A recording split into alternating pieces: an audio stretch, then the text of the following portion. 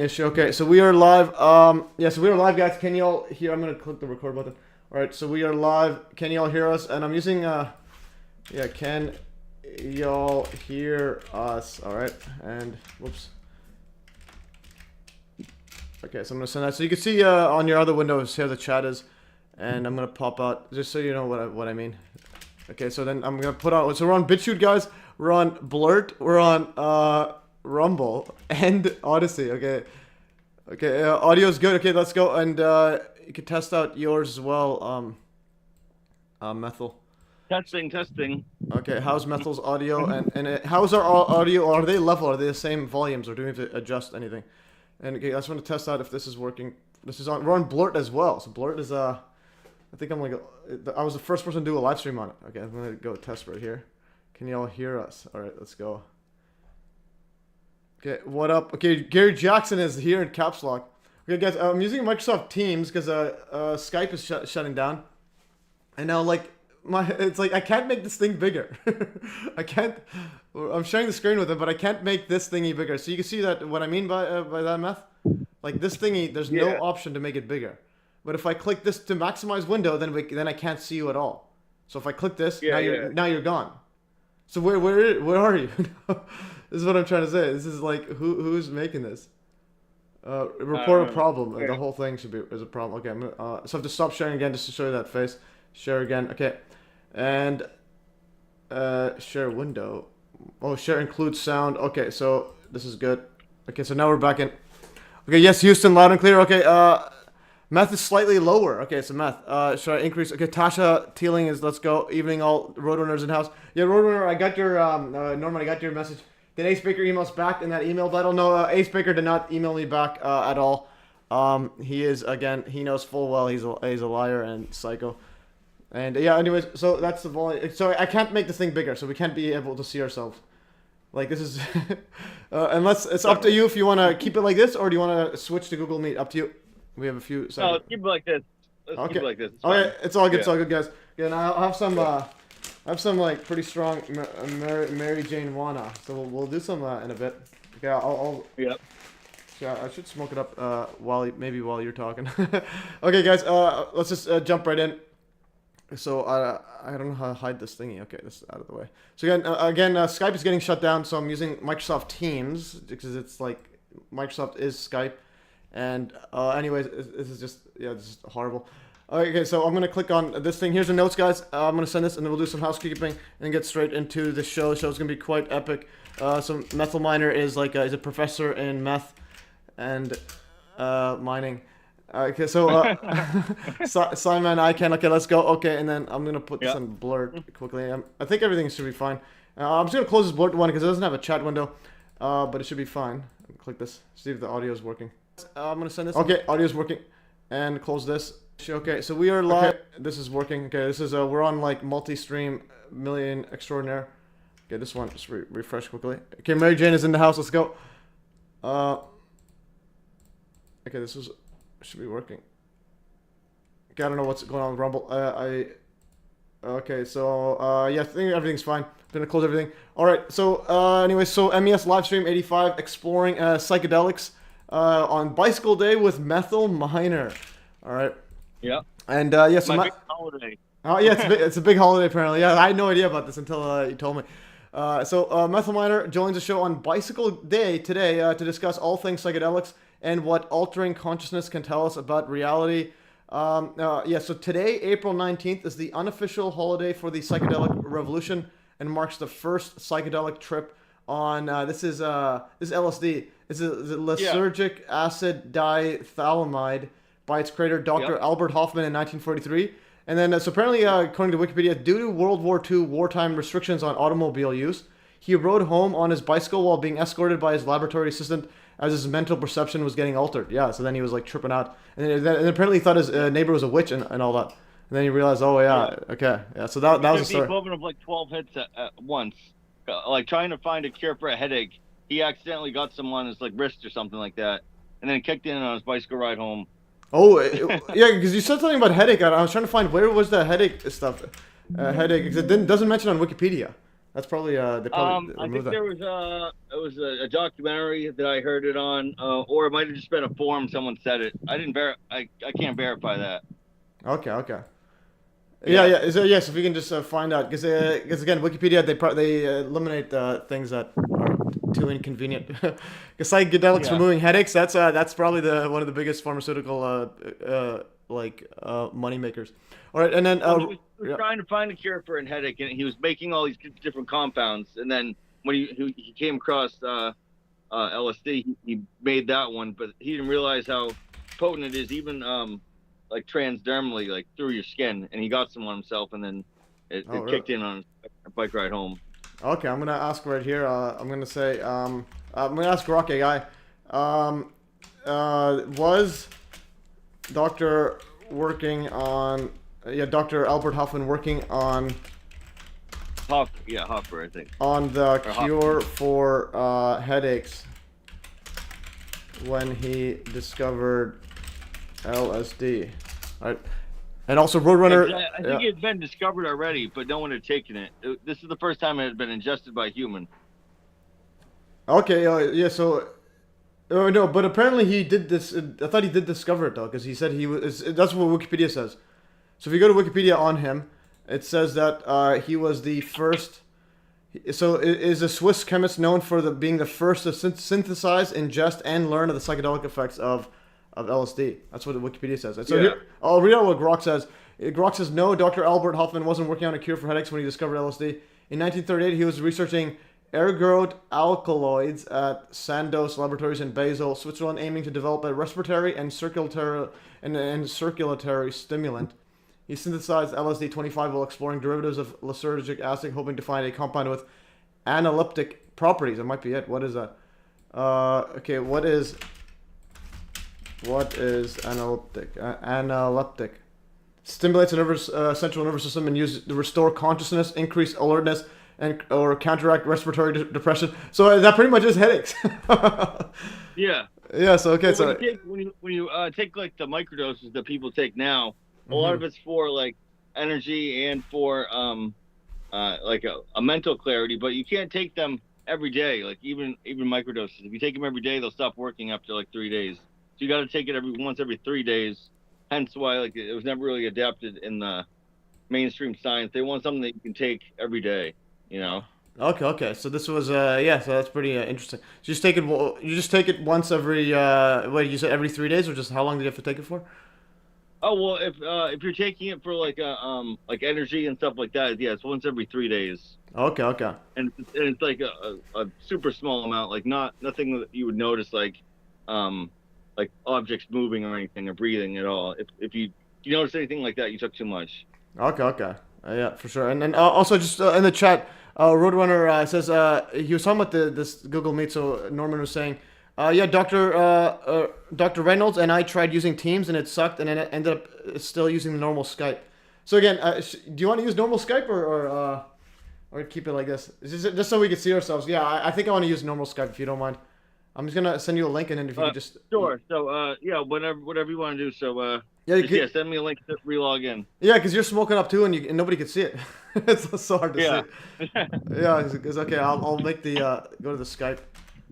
I brought this thing out with me to if you blow smoke into a bubble thing, you can make smoke bubbles. Okay, so we're gonna do that. All right, so again, it's bicycle day, guys. Yeah. We're on another level. Okay, so I'm gonna go Methyl Miner. Yeah, so we'll use Skype. It automatically creates that. I'm gonna say join call. So I'm gonna hang up on this one and then call you on. Just open up on Skype. I'll join the call right here. Okay. I'm gonna close it. I'll send you a exit link. out of this. I'll send you a Okay. link to it. Yeah, just Teams is probably the worst trash I've ever seen in my entire life. Yeah. All right, I'll see you in a bit. Okay. Okay. And okay. Yeah, guys. Apologies for that. This is join call. I'm gonna join call right here. So, Oh, you're in? I still hear you. Yeah, you're in the you're in Skype. Oh, Because it's like the same thing. Because I just joined the call and then nothing changed because I just switched over. Okay, but I can't see your face there. That's the only thing. Yeah, because I thought I was exiting out of Teams, and you were giving me a new link Apparently it's to just log in. yeah. Apparently it's automatically synced. Okay, so I have no idea what just happened. I'm gonna turn off these So captions. should I go back to the first link and join again to see everything? The Um, Skype link you're or on it the already. Teams? You're on it. But you are on Skype right now.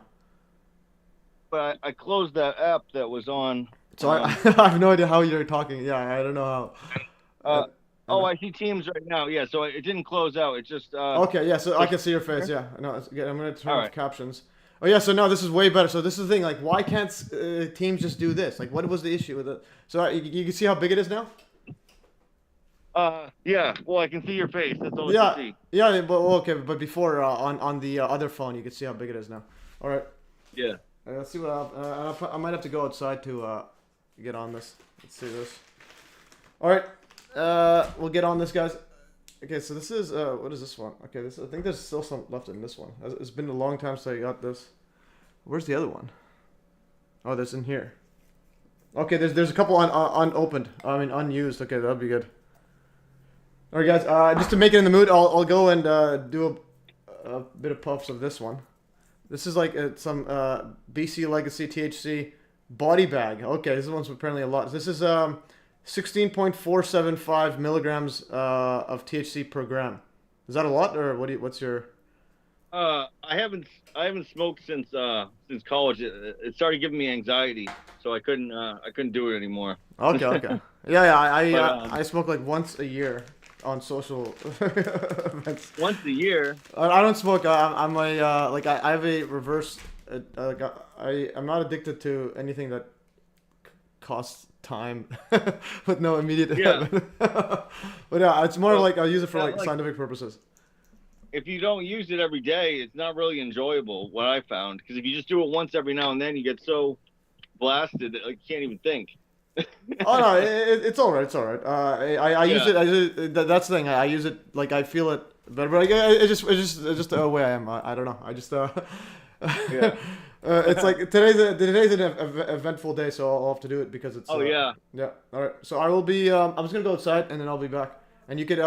right. You can yeah. So if you want, you can go and what should I have open up for you?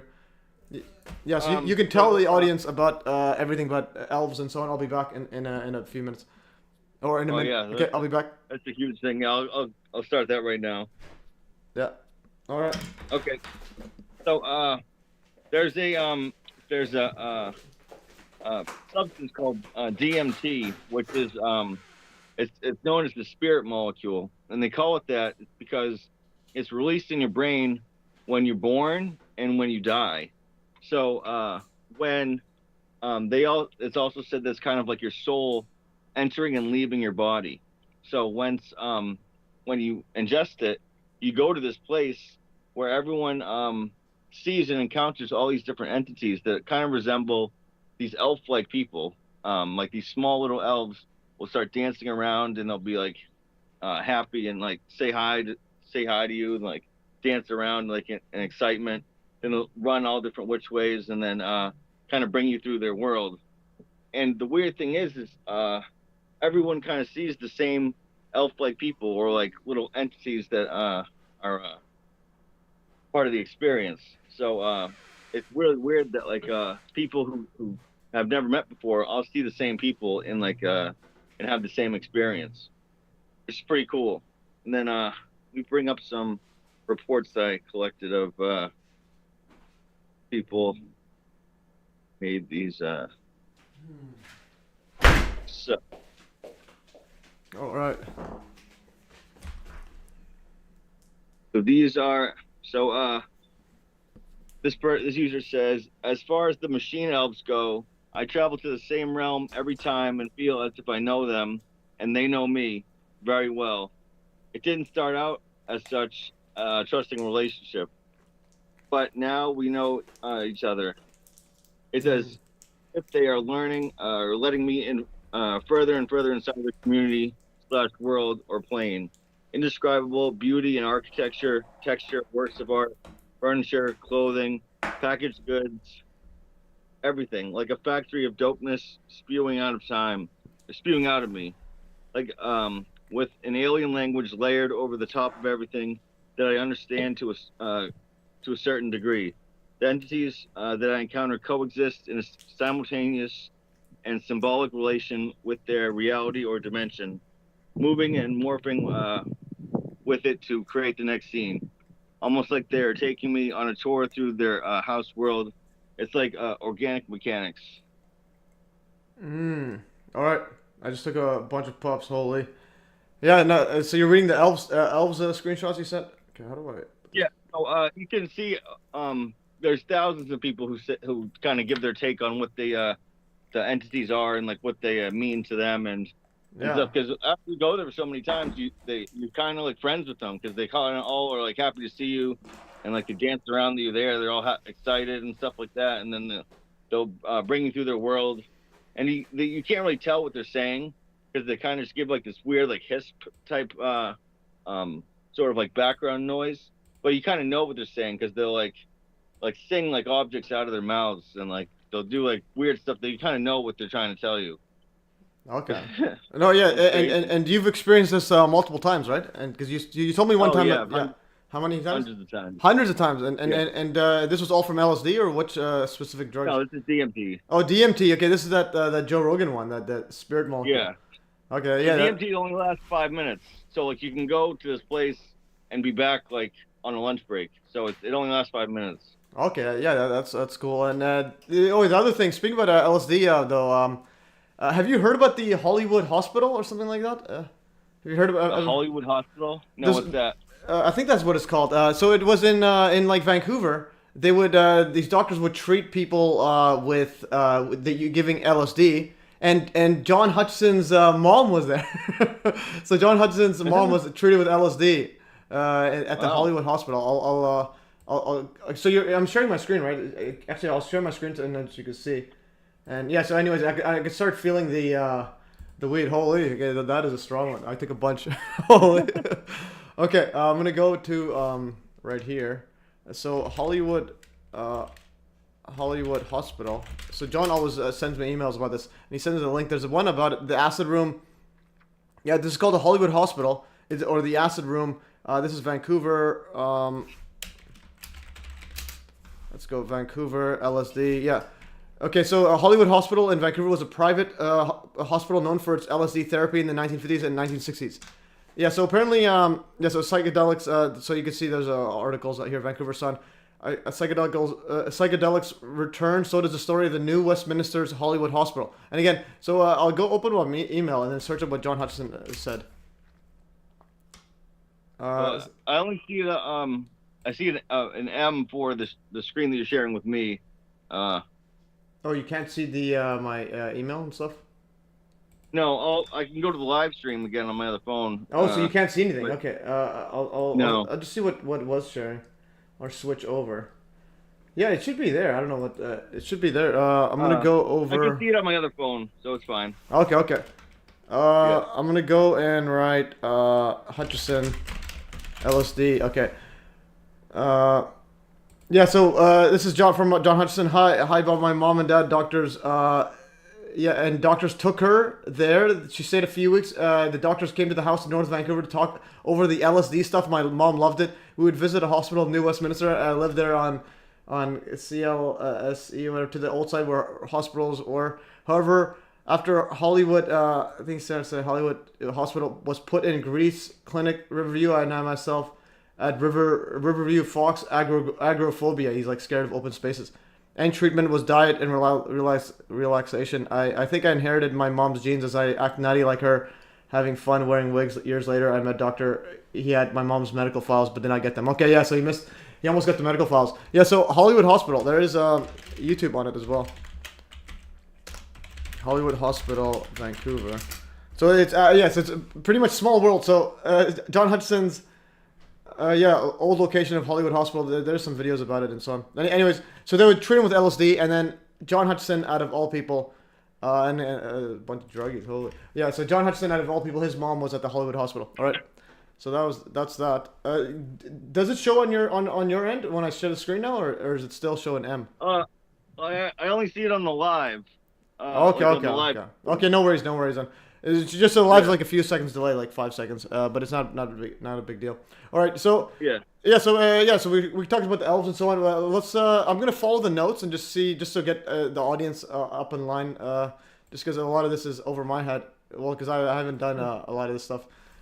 I've only done shrooms, like edibles and weed and so on, but nothing. The LSD one I haven't tried it. I would want to try it in a DMT. I would want to try it.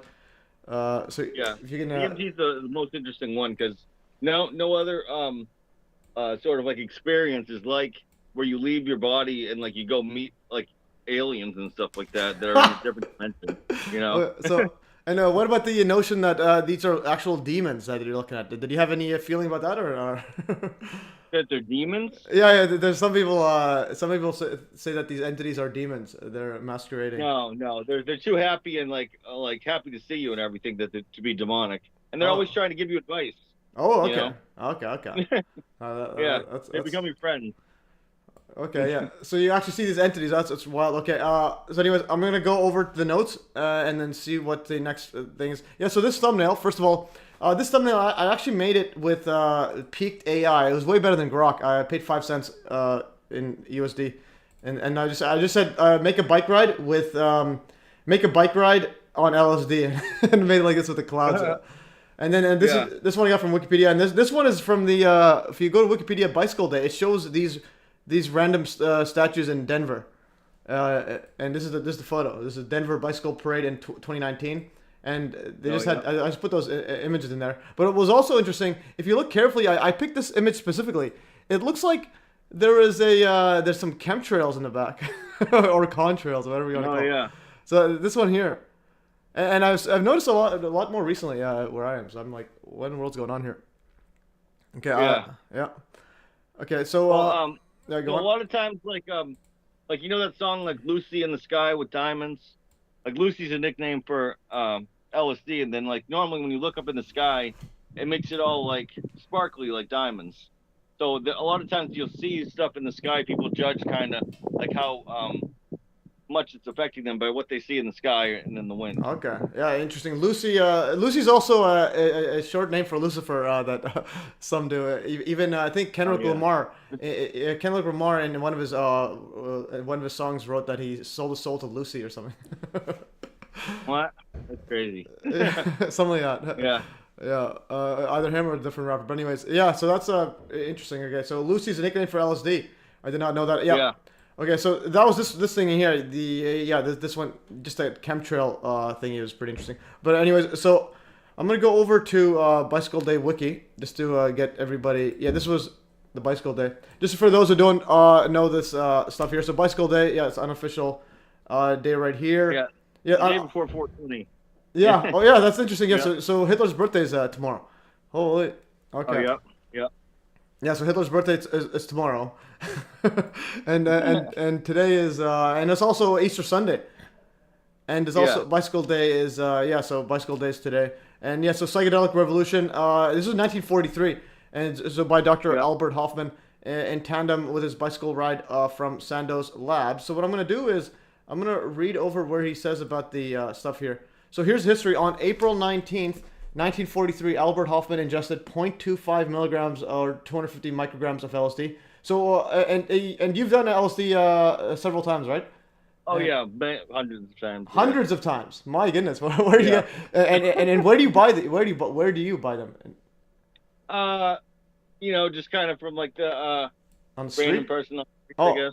On the street, is it legal though, or can you buy it anywhere? No, it's not legal. So it's not even legal. Okay, so I can't. Okay, so I don't. Yeah, so what about prescription? Is there any prescriptions for that or no? No, there are certain analogs right now that they changed the molecule structure a little bit, so like you can get those legally. Okay. But what's the main difference though? Is it the molecule structure? So like they'll change the molecule structure a tiny bit, so like it'll get around the legality of it being illegal, and then they'll sell it for a while until the government steps in and says, "Hey, you can't do this anymore. We got to make this compound illegal too." Okay. They'll have like they'll have like 1P LSD or like 1B LSD where they just add a little bit like to the molecule structure. They'll add like an oxygen bond somewhere. And then that's selling that. They've been doing this since what is it, like the early 2000s. Well, yeah, that's wild. So when was it banned? I didn't know it was illegal. Legal. Thought it was like you could get in somehow. What, LSD? Yeah. So LSD was banned in the 60s, I think. and yeah. So and what's the reason that you think it was banned? Because is it dangerous or anything? Is it? It's not like fentanyl, is it?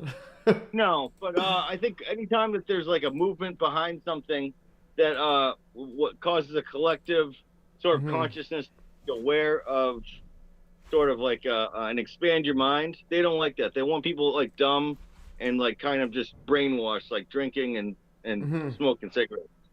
They don't like people having like, their minds expanded and like and have like new thoughts and then questioning like kind of like what kind of psyop the government might be pushing on them. Yeah. No, yeah, definitely, yeah. And even cigarettes, like they load it up with a whole bunch of chemicals and so on. It's like because John Hutchison, he smokes like I think like a whole bunch, like 20 every single day, but it's all it is just tobacco, and then he wraps it himself. So John Hutchison, he just has a bag of tobacco, and then he has this paper roller and puts it in and just shoves the tobacco in. Yeah. And rolling your own cigarettes is good. I used to do that. Okay. Yeah, so I've never smoked any cigarettes besides twice at John's house, the organic tobacco. And also, so the LSD one was interesting. I have this post on my Telegram scheduled for later. So I posted the hashtag LSD on Threads, and then it says, oh, that tag is banned. So it literally says hashtag LSD is a violating tag on Threads. Like, what is going on here? Yeah.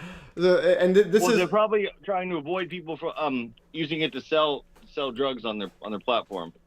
Yeah, but the thing is that you can go post on Twitter or anywhere else. So it's like So what I'm trying to say, it's just a tag.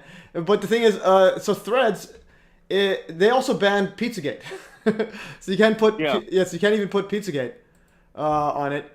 So it's like they put LSD and Pizzagate at the same level. So that's pretty wild. Yes, this one right here. You can post on Twitter or anywhere else. Oh, I can hear myself on your other thing. Yeah, that was me. I was trying to get the live stream up on here so I could see the. Okay, yeah. I just again, I turned the volume up by accident. No, it's all good. All right, so I'm gonna continue reading this one here. So actually, when was it banned? I did not know it was like, but yeah. So you would get them on the street and so on. Are you worried it's gonna be laced with anything, or is it all? Well, with those, it's the dosages are so small that they're in microgram units that like you get it on paper, so it would be hard to add anything to it that could be deadly or anything like that. But there's also test kits you can use to test for stuff. This wasn't really an issue when I was doing it back in college years and years ago. Okay. You know. Yeah. But nowadays it's different. And then what I like to do anyways is if you're on a huge dose of vitamin C, that if it is laced with anything, it'll make it not affect you at all. With the vitamin C? That prevents you from feeling any effect of any opioids that might be in there that could cause you to overdose. Wait, what is it? If it was laced with anything, or you're saying if you take vitamin C? Yeah, since I take a large dose of vitamin C. Okay. Yeah, in the morning and night. And then before you go out, if that would prevent you from feeling any effects of any opioid, and that way so even if it is laced with something, you won't OD, and then you won't even feel it because the vitamin C targets your opioid receptors, and your brain will prioritize that over any external opioid. So you got like an antidote, by, like default, like background safety net. Okay, but does it lower the effects of LSD? The positive? No. Oh, really? Okay. Yeah, I was gonna actually ask before I ask you what effects you feel from LSD. I wanted to read the trip that the first trip, and then just to see if it falls in line with what you. I can tell you. Yeah, I just want to read Albert Hofmann's one. Just it's pretty interesting. So on April 19th, 1943, Albert Hofmann ingested 0.25 milligrams or 250 micrograms. Is that how much you were using? Each one is about like a 90 to 120 micrograms, and I take like between 3 and 5 of them, depending on how strong I want it to be. Okay. Yeah. So 90 way. I usually go on the heavier side. So I was again. I think I could feel the effects of the weed now. So slow down, but so that was So you take 3 doses of how many grams per dose? 90 or? 120 micrograms usually. So Oh, that'd be three times 120. okay, yeah. So you're getting over 500. Yeah. So you're basically doubling. Yeah, over 500, 600. So yours is I think more than double Albert Hoffman's first amount. So he did Yeah. 0.25 milligrams. So you did about 3 of 200. So about, yeah, more than double. So Yeah. yeah. So between 1 and 2 hours later, is that what usually what happens? 1 or 2 hours later, Hoffman. Yeah, it takes a long time to kick in. Okay, so Hoffman experienced slow and gradual changes in his perception. He asked his laboratory assistant to escort him home due to wartime restrictions on automobile use. Interesting. So you couldn't even drive a car during World War II. They made the journey by bicycle. On the way, Hoffman became anxious as objects in his field of vision wavered and distorted as if seen in a convex mirror. Upon arriving, Hoffman's condition rapidly deteriorated as he struggled with feelings of anxiety, alternating in his beliefs that the next door neighbor was a malevolent witch, that he was going insane, and that LSD had poisoned him. When the house doctor arrived, however, he could detect no physical abnormalities save for a pair of widely diluted pupils. Hoffman was reassured, and soon his terror began to give way to a good sense of fortune and enjoyment, as he later wrote, etc. Yeah, so here, little by little, I could begin to enjoy the unprecedented colors and plays of shapes that persisted behind my closed eyes. Kaleidoscopic, fantastic images surged in on me, alternating variegated opening and then closing themselves in circles and spirals, exploding in colored fountains, rearranging and hybridizing themselves in constant flux. Anyways, so yeah, so the events of the first LSD was known as a bicycle day. I think it was 85 or something. Yeah, 85. Anyways, so is that what you experience when you do that? Your neighbors become. Yeah. So typically, well, it gives you kind of like a kaleidoscope vision where you have like a kaleidoscope. There'll be a bunch of different ones in your vision, and then kind of whatever you think about will kind of appear as like the part of your kaleidoscope. So like say you're thinking about like letters, you'll kind of see like a kaleidoscope, like wheel, like a bunch of different wheels, and you'll start seeing like letters inside the wheel. Or if you think about numbers or like music notes, whatever you're thinking about, you can kind of change what you're seeing in front of you. Okay, yeah. So here's some kaleidoscope images I'm showing audience. Yeah, that's pretty wild. And like this is when I was super high. When I discovered my MES Duality philosophy. Basically, what I think is happening is you're actually like you're physically seeing your own subconscious thoughts. So it's like you're actually just seeing your thoughts in a basically. Yeah, so it's kind of like it's similar how we only see like a small spectrum of the colors of the light spectrum, a small slither, visible light. And so when you take in the same way we only experience we're only aware of a small slice of consciousness. So when you're taking LSD, you're just shifting over. And I would assume even when you're talking to elves, I think that's also what's happening. It's kind of like the little voice in your head. It's like it becomes an actual person that you're interacting. It's kind of like an AI. So we're talking to a computer, just an AI talking to us. It's weird how people all see the same thing then, what they haven't even if they haven't like known about it before, where they all see the same type of people. Yeah, that might probably I'm just thinking off the top of my head, might stem that we're all part of one consciousness kind of. It's not like we're separate in any way. So if you're getting something similar to anybody else, it's kind of like you're grasping at a base layer of reality that is everybody has. Well, the thing is that DMT is also found in almost every living thing on this planet. There's a small amount of DMT in all of us, in every plant, fish, sort of piece of grass. It's in everything.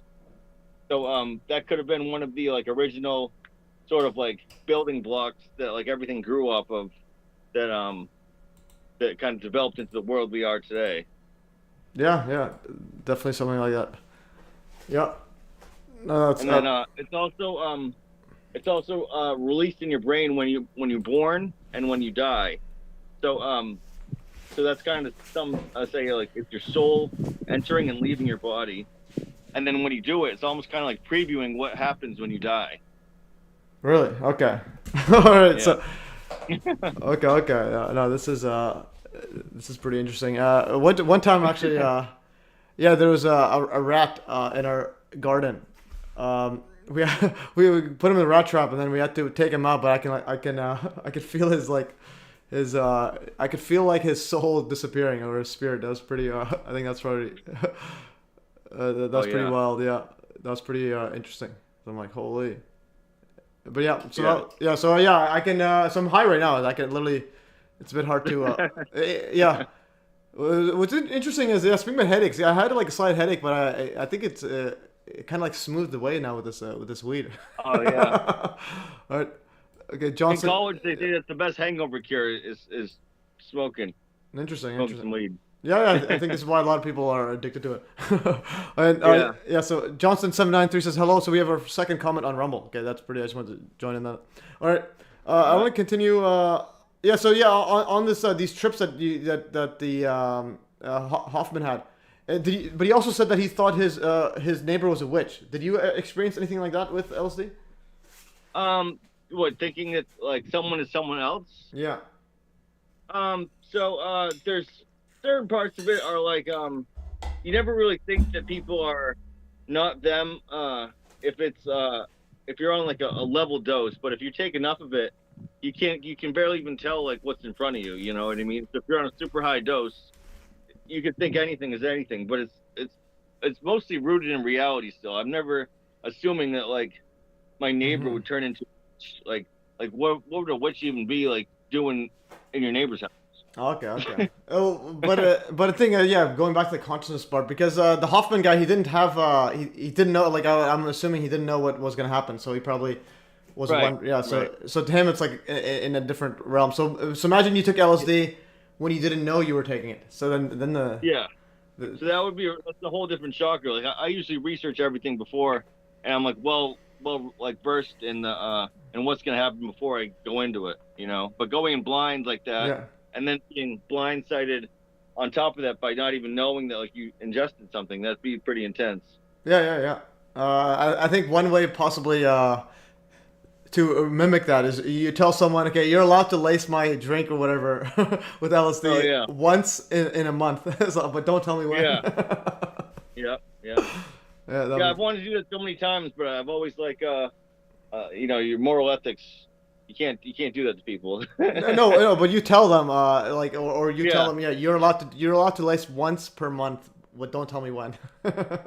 So back when it was first getting sort of around, people would start putting it in other people's drinks and stuff. And there was these guys who would like be able to shoot it from across the room in like the small amount of liquid into like people's drinks just to because they liked fucking with people. Oh wow! Is that the beginning of beer pong? No, that's there's like this book called The Electric Kool-Aid Acid Test, and there was this guy, and it was like Ken Casey and the Merry Pranksters. They went around in this bus and just went from like city to city, giving it to as many people as they could. Okay. No, nice. Yeah. So I'm just reading on Wikipedia on its band. So. It says here, in the 1950s and 60s, some psychiatrists explored the potential effect of LSD on creativity. And experimental studies attempted to measure effect of LSD on creative activity and aesthetic appreciation.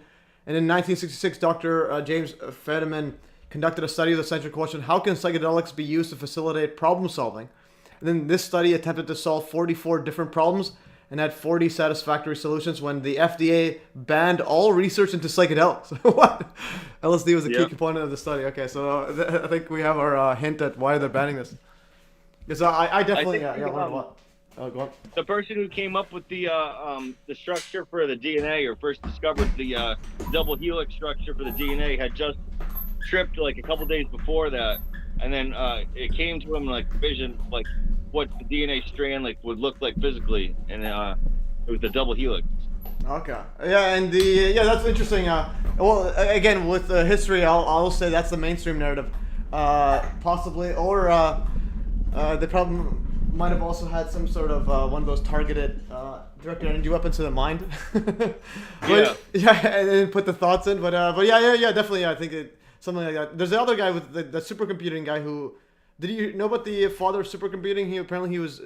He was like met with elves, and so on. I'm not sure if you've seen that. The father of supercomputing. Who's that? I put this in the thing here. So and I'll look up at the LSD one. Also, I think Carrie Mullis is also on LSD and all that. PCR inventor. So I'm gonna go to. PCR. Yeah, the PCR test Yeah, guy. yeah. So he was he was a LSD user. I'm gonna go to father. Oh, yeah. So here's the father of Seymour. The father of computing, supercomputing, Seymour Cray, got visited by elves. I'll read you his story. So I put. I love hearing about elves. Yeah. So we'll read this one right here. So this is Seymour Cray. Actually, yeah. If you see my window there. So Seymour Roger Cray was a 1925 to 1996. He's an American electrical engineer, supercomputer architect who designed a series of computers that were the fastest in the world for decades, and founded Cray Research, which built many of these machines, called the father. And he was he was called the father of supercomputing, and he was credited with creating the supercomputer industry and so on. And then so that's him. That's this guy. And then also his personal life, Cray avoided publicity, but there are a number of unusual tales about his life away from work termed rollwagonisms from then CEO of Cray Research, John Rollwagon. He enjoyed skiing, windsurfing, tennis, and other sports. Another favorite pastime was digging a tunnel under his home.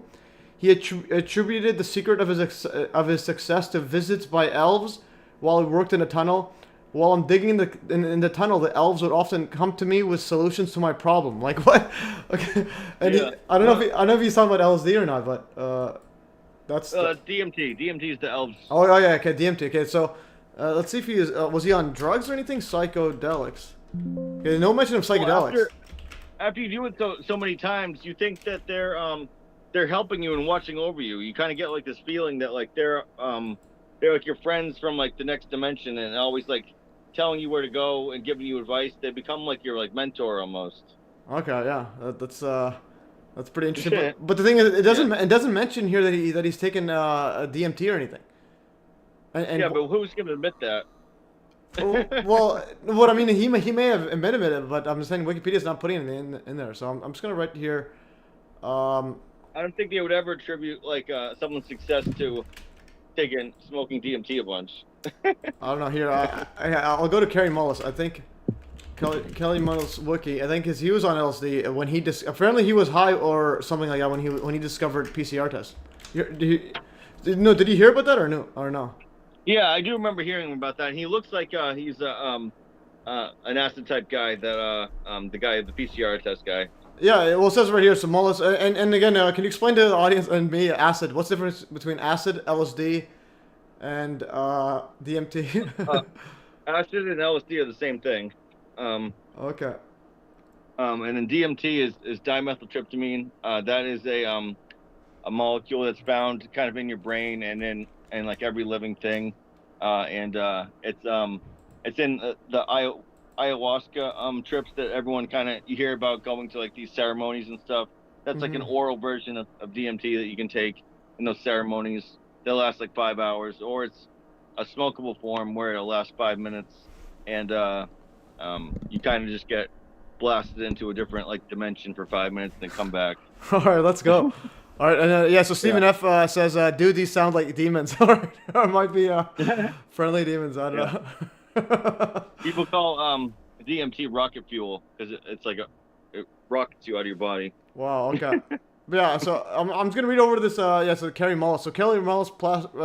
So use of hallucinogens. Kerry Mullis practiced clandestine chemistry throughout his graduate. Chemistry. Yeah. Oh, it's secret chemistry throughout his graduate studies, specializing in the synthesis of LSD. So he was creating LSD on his own. And then according to his friend Tom White, I knew he was a good chemist because he'd been synthesizing hallucinogenic drugs at UC Berkeley. He detailed his experiences synthesizing and testing various psychedelic amphetamines and a difficult trip on DET. Have you taken DET? It's a drug closely related to DMT. It's like an analog of DMT. Yeah, it's closely related to DMT. Okay. Yeah. Have you taken that or no? Oh yeah. So you are a doctor. Magic mushrooms are like 4-HO DMT. They're all like analog. They're all like closely related. Okay. Yeah. Okay. Interesting. Yeah. Because the thing is, let people know you're actually a doctor of meth or methology. Yeah.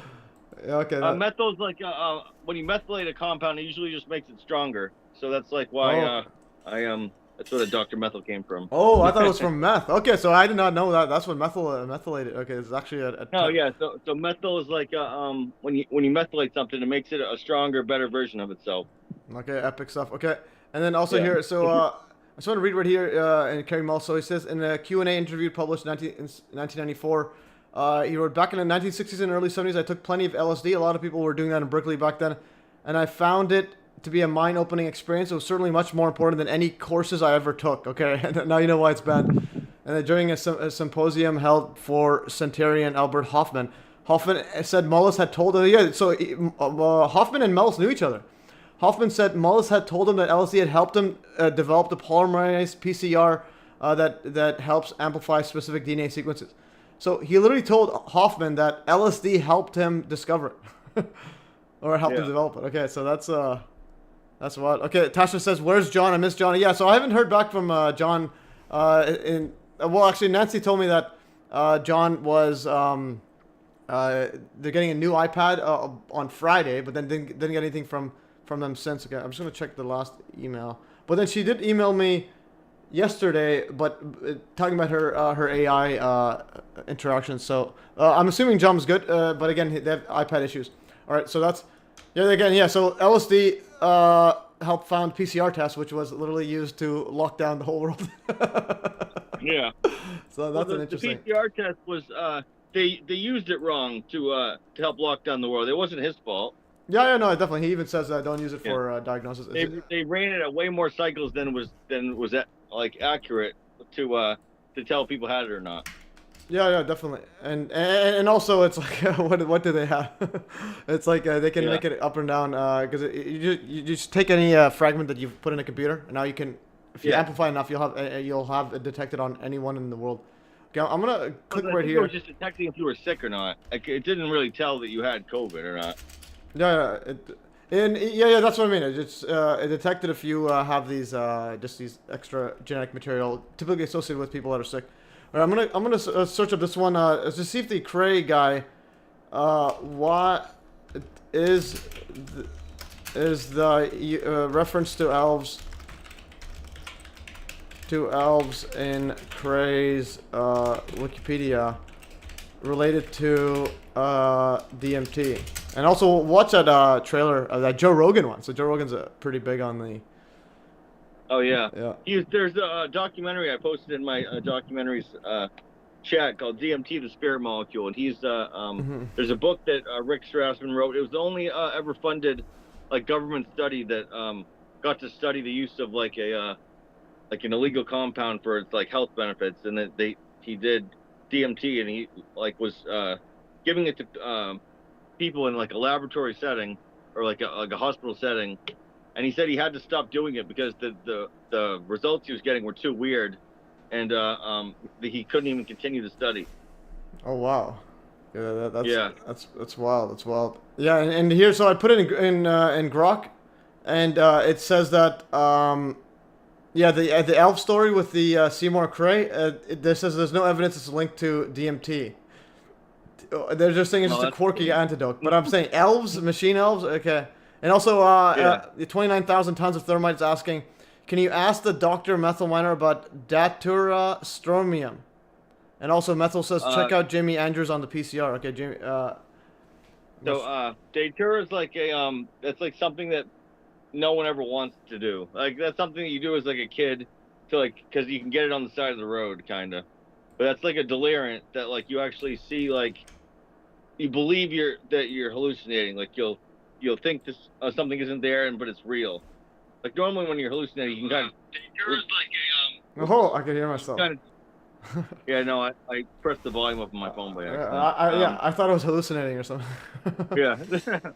Yeah, so don't ever do that. That's something people do as kids, and like they always regret it. It's never fun. Mm-hmm. Yeah. Okay.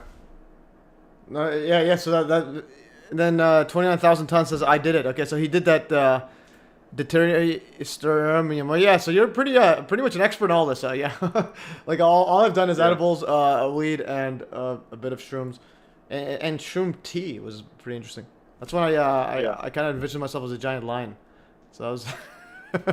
So the way I like to do mushrooms, if you take out like a weed grinder and grind them up into a fine powder, then soak them in like a small glass of lemon juice and stir it for 10 minutes. It'll make the effects twice as strong, but for half the time. Because 6 hours on mushrooms is kind of a lot, and I'm kind of ready for it to be done around like 5 hours. But this way, it'll only last 3 hours, and it'll make it just a strong like punch. Than 3 hours, you know. No, that's epic. And also, ancient tech DIY says, "Stay away from datura. That will kill you or make you mad permanently." All right. Yeah. Tasha says Assyrian line. Yeah. So I turned to a giant golden line, but then Assyrian line. I do want to see what kind of type. So I'm just gonna Google quickly Assyrian lines with it. What do they look like? Assyrian line, or is that some sort of a lion hunt of this one? Assyrian lion hunts. Okay, this is from the old hieroglyphs or whatever, engravings. All right, there's an Assyrian line. All right, epic stuff. Because I do speak Assyrian, which is wild. You do? What's that? That's So Assyrian is like the one of the oldest languages. It's apparently a language Jesus spoke, like Aramaic, Assyrian Aramaic. You know, there's Arabic. It's like before Arabic. It's one of the oldest ones. And so, like, you know that the movie Passion of the Christ with I think it was who's that guy, Mel Gibson or something? Yeah, Mel Gibson. Yeah. So the language that people are talking is my language in that movie. Yeah. I'm like, and there's barely anyone that speaks it, which is quite literate. Okay, yeah. So 29,000 tons says when he took the datura, he couldn't tell the difference between reality and fiction. I was melting to the ground the whole time. Interesting. So that's pretty wild. So like, people will be found like playing like imaginary cards with like trees and stuff.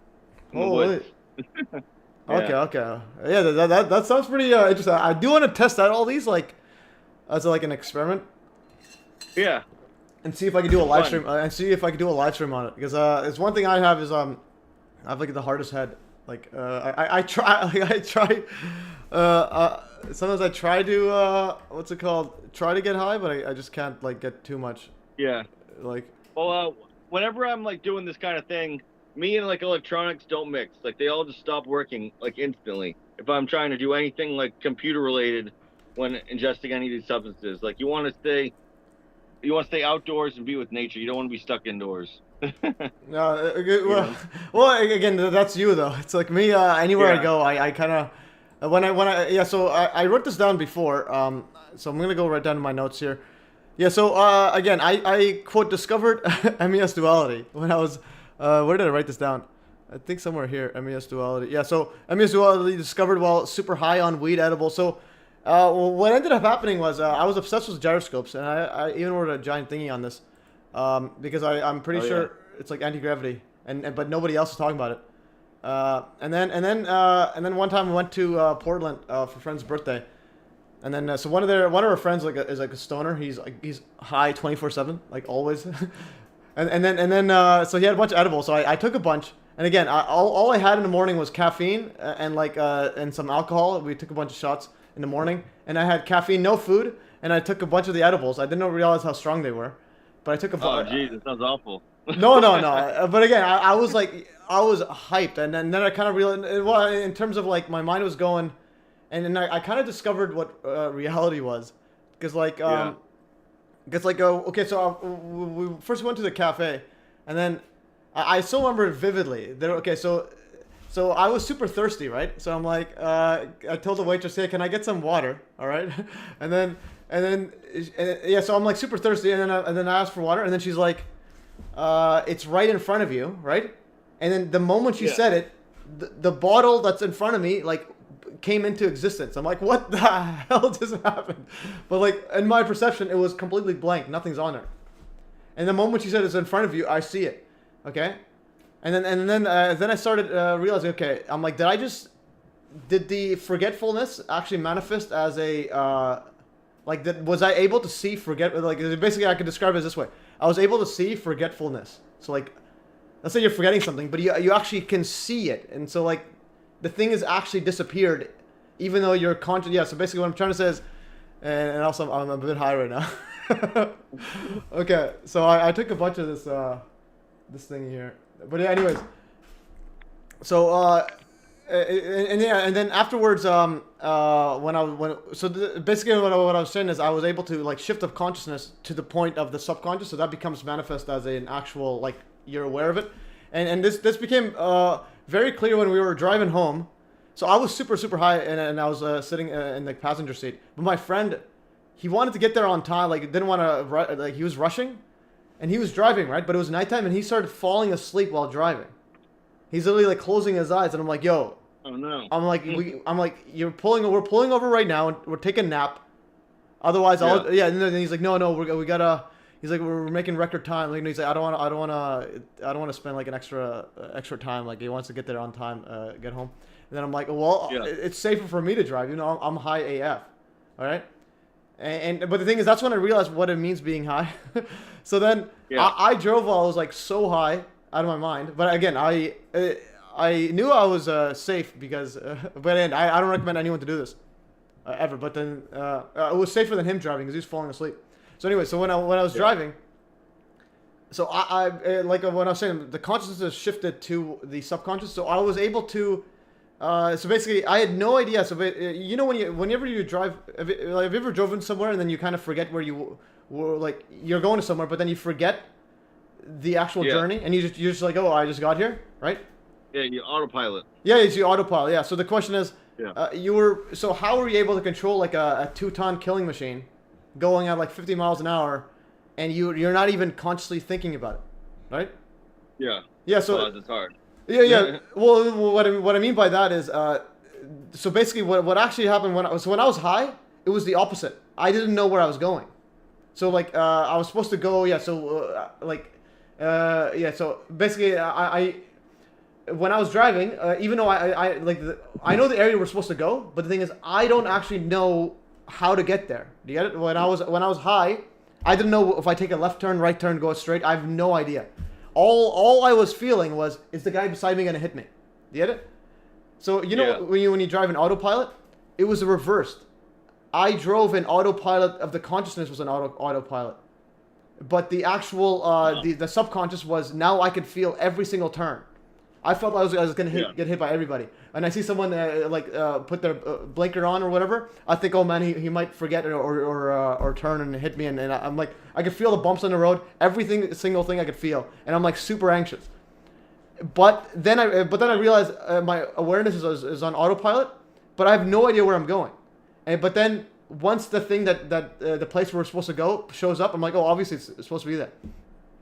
So in other words, I was able to drive not knowing if I'm going to turn left or right, but believing that when the time comes, I'll turn to the correct direction. You get what I'm trying to say? So it's like, imagine you just shift your consciousness. Yeah, so I was on autopilot, another one. Anyways, that's kind of when I realized in MES Duality, basically, I'll write down what I wrote down here. It's pretty epic. So basically, the consciousness is a manifestation of the subconscious and vice versa. So that is all that's ever there was. That is all there ever was, and that's all there ever will be. So in other words, you're witnessing. So when you're observing your subconscious, and vice versa as well. So your thoughts when you take these drugs that shift your consciousness. So now you're able to see your thoughts so now you're being able to be aware of them. And again, anyways, I kind of go deep into it. I might do some separate videos on it, and also. Again, I am high.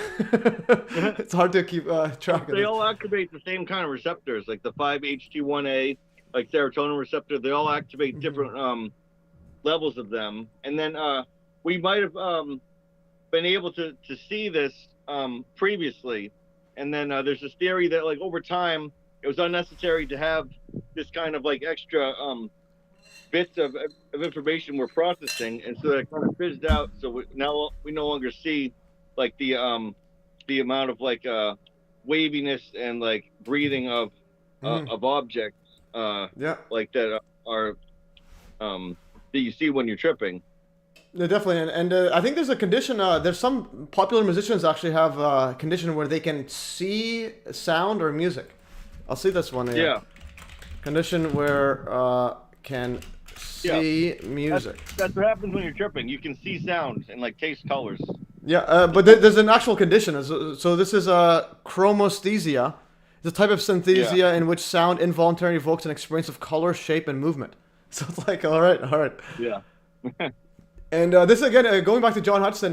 So John Hutchison, he says he kind of feel or sense the electromagnetic waves and so on. So even when he was doing his testing stuff, he's kind of like everything is just trying to be in tune with it. But I think he says he can see it, and also he doesn't do any like he doesn't do any edibles or anything, even though his wife is like constantly on edibles. But she has like very low THC, but so she's like on CBD basically, and other stuff. But John doesn't take any at all. He says it just gets him super anxious. So. And where he thinks he's high naturally, and I do believe that. Yeah. Well, that's got to take a toll being around that many electromagnetic frequencies, like of that high voltage for so many years, right? Like I've heard that like to cut down on EMF exposures is like important to your health, and I feel like he was like living in like a lab with like in some ways, but in some ways I think his isn't like ours. Like he didn't have Wi-Fi. He never even at his house he doesn't have Wi-Fi. He doesn't have cellular reception. So even in that way, but also at his house, what Nancy told me, so he actually has the giant death ray set up so that there's a giant bubble around his house, a bubble that prevents any other stuff. So even though he's interacting with electromagnetism a lot. I think it's not as much as we would suspect, because he wouldn't have the stuff running the whole time, but also he doesn't have the permanent Wi-Fi that we do. Yeah. So he would have it running, but also whenever he runs his stuff, like it's pretty far away from his actual where he's doing the controls, and he also has super heavy equipment that's like surrounded between him and all of the machinery, and so which is quite interesting. But also, have you seen that last video I uploaded on the Hutchison effect, the time lapse, or no? Have you had a chance to look at that? I don't think I've watched the whole thing yet. No. Was it new footage that you found, or is it like a different like edit of like old footage? Yeah. So this was old footage, but then I did a time lapse. Hutchison, John was telling me to do a time lapse of it. So this is I'll show you what. So this is this one right here, and the reason I want to show it is just because a couple folds is that. This is standard. Okay, this one here, this is never before seen footage in terms of never being before observed. So this was the Hutchison effect. So I put 5 hours. It was filmed with a tripod, and by a guy named Jack Houck. Have you ever heard of Jack Houck? No. Have you ever heard of spoon bending? Have you heard about that? Spoon. I've seen it in John's videos. No, but like the mental spoon bending, the Matrix type. Have you ever heard about that? That's something I thought. Like people bending stuff with their minds. Yeah. So apparently Jack Houck was an expert. And he got it done. He could bend a metal with his mind. Well, and he would teach courses on doing that. And I actually talked to someone. I actually talked to John's former girlfriend. So and she says that she went to these spoon bending like they call it spoon bending parties, and she says she was able to bend spoon with her mind. I'm like, what the hell is going? And apparently the way it works is. So he would tell everybody to close their eyes and envision like some sort of like the power of the sun or whatever. Then he would yell at while they're holding a thing, and then he would yell at them, and like yell at them, open your mind, and it's like feel the power, and all of a sudden like the spoon bends. So I've heard enough from enough people that the thing is real, and also Colonel John Alexander was also into these parties as well, and he would tell John about them.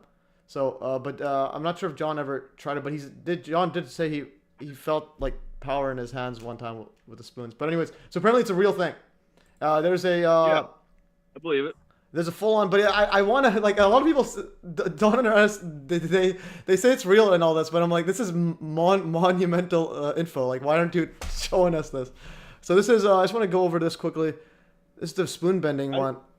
I think it might be one of the things, like, you know, like when you observe like a wave function in physics, like you collapse the wave function.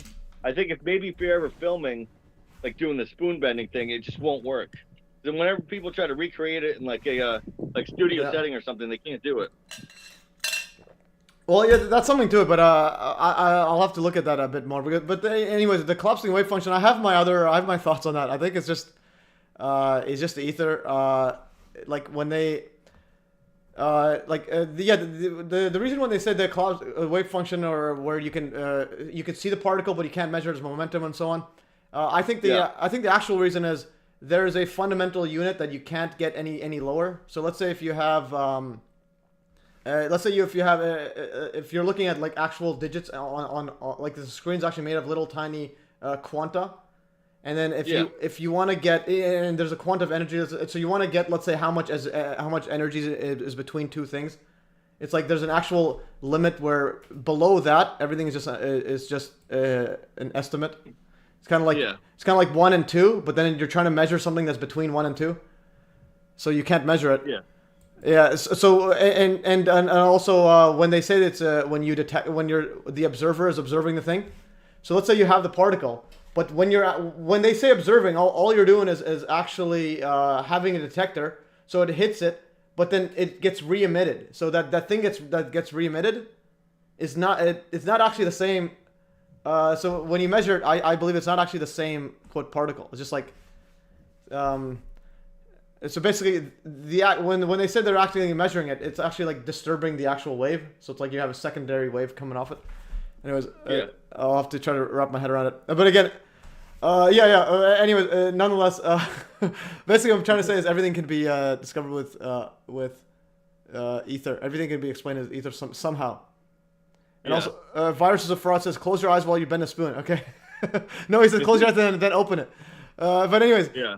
And then going back on that kit. So apparently one of John Hutchison's person that he interviewed has a spoon bending kit. I do want to get it.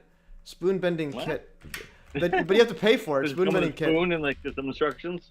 Yeah. Okay. Spoon bending kit. So apparently so learn to bend metal with the power of your mind for real. I'm a tremendously excited. And this one, John Hutchison actually did an interview, and I emailed the person saying, "Hey, do you have an interview with John Hutchison?" And also, I wanted to learn about the spoons. I want to learn about it after.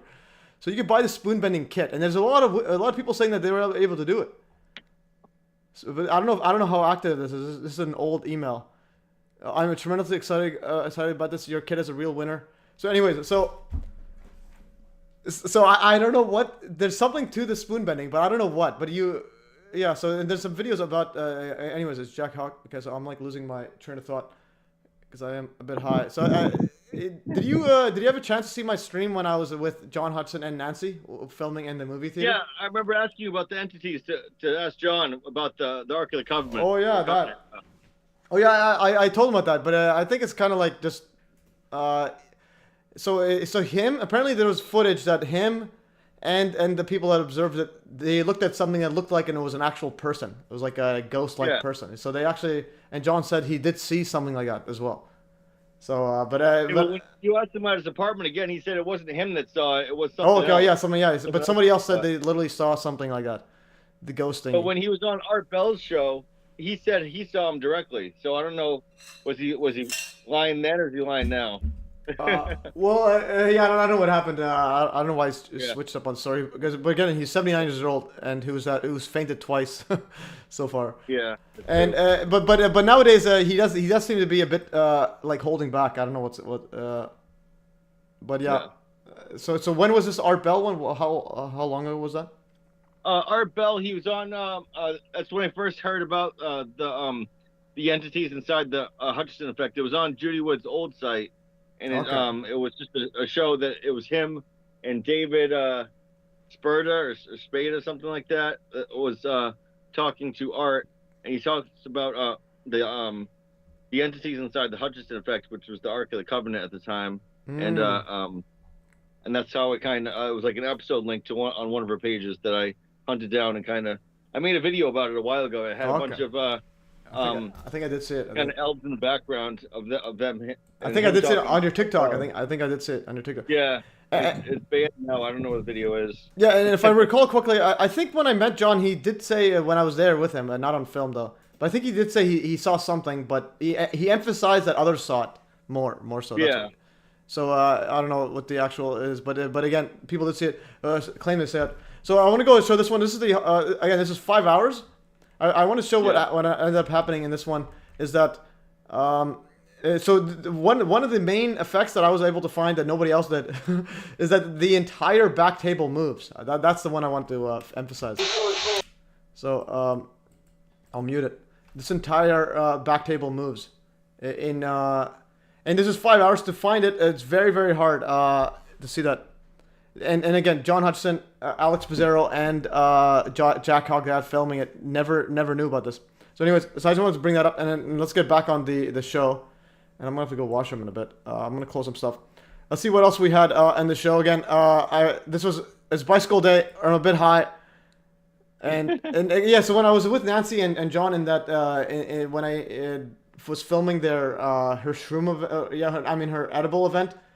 I was super high, and I could not believe I managed to stream it still. That's why I'm comfortable now, even high.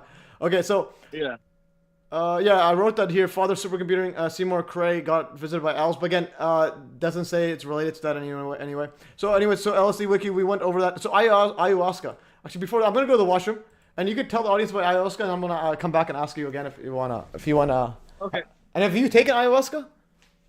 No, I haven't. I've only done the DMT version of like the 5-minute version. Oh, okay. I'll be back to ask about this. All right. Okay, but ayahuasca is basically oral DMT, and that's what they take in ceremonies and stuff like that. So you're still gonna see the same kind of entities and stuff, but it's a little bit slower of an experience. It's longer. You got like 5 hours in the kind of DMT realm versus 5 minutes, and it allows you kind of more of a slow, gradual progression into the kind of like hyperspace that is the being in that world. And what I've heard that it's like a lot more ceremonial kind of, because people do it in those. They used to do it with these drum circles where they'll all like be beating drums, and that kind of like harmonizes with the experience that they would get, because you have to it's not active orally when you take it on its own. You have to mix it with these seeds or something like that would allow you to feel the effects orally, but that also makes you like super sensitive to any other drugs. It's called MAOI inhibitors, and with those inhibitors, like you can't even eat like cheese, because cheese is technically like an opioid. You could OD off cheese if you have these other MAOI inhibitors inside you at the same time.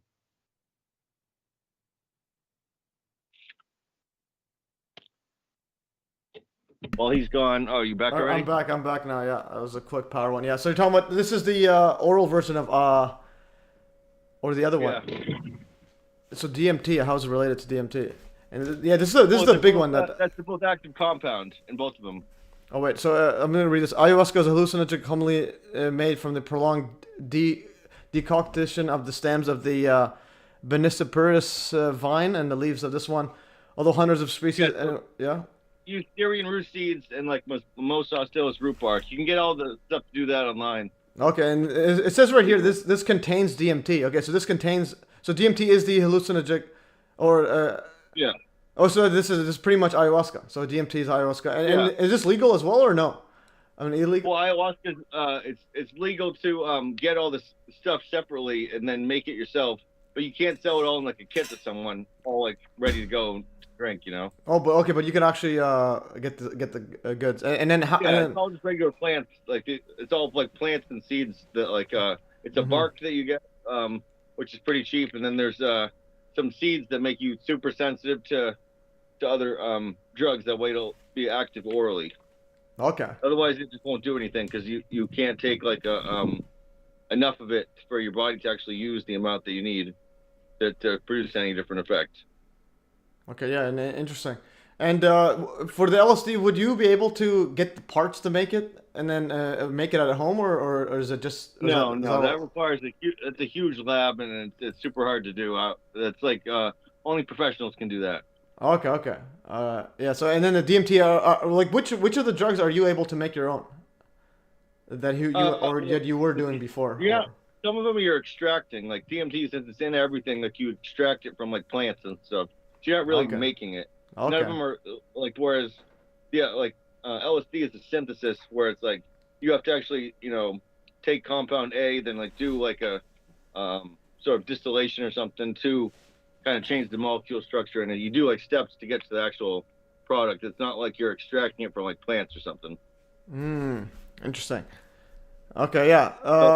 The two ones you can do extractions for is there's what is it? There's cacti you can get that are like you can do extraction for, and then there's the DMT you can do an extraction for too.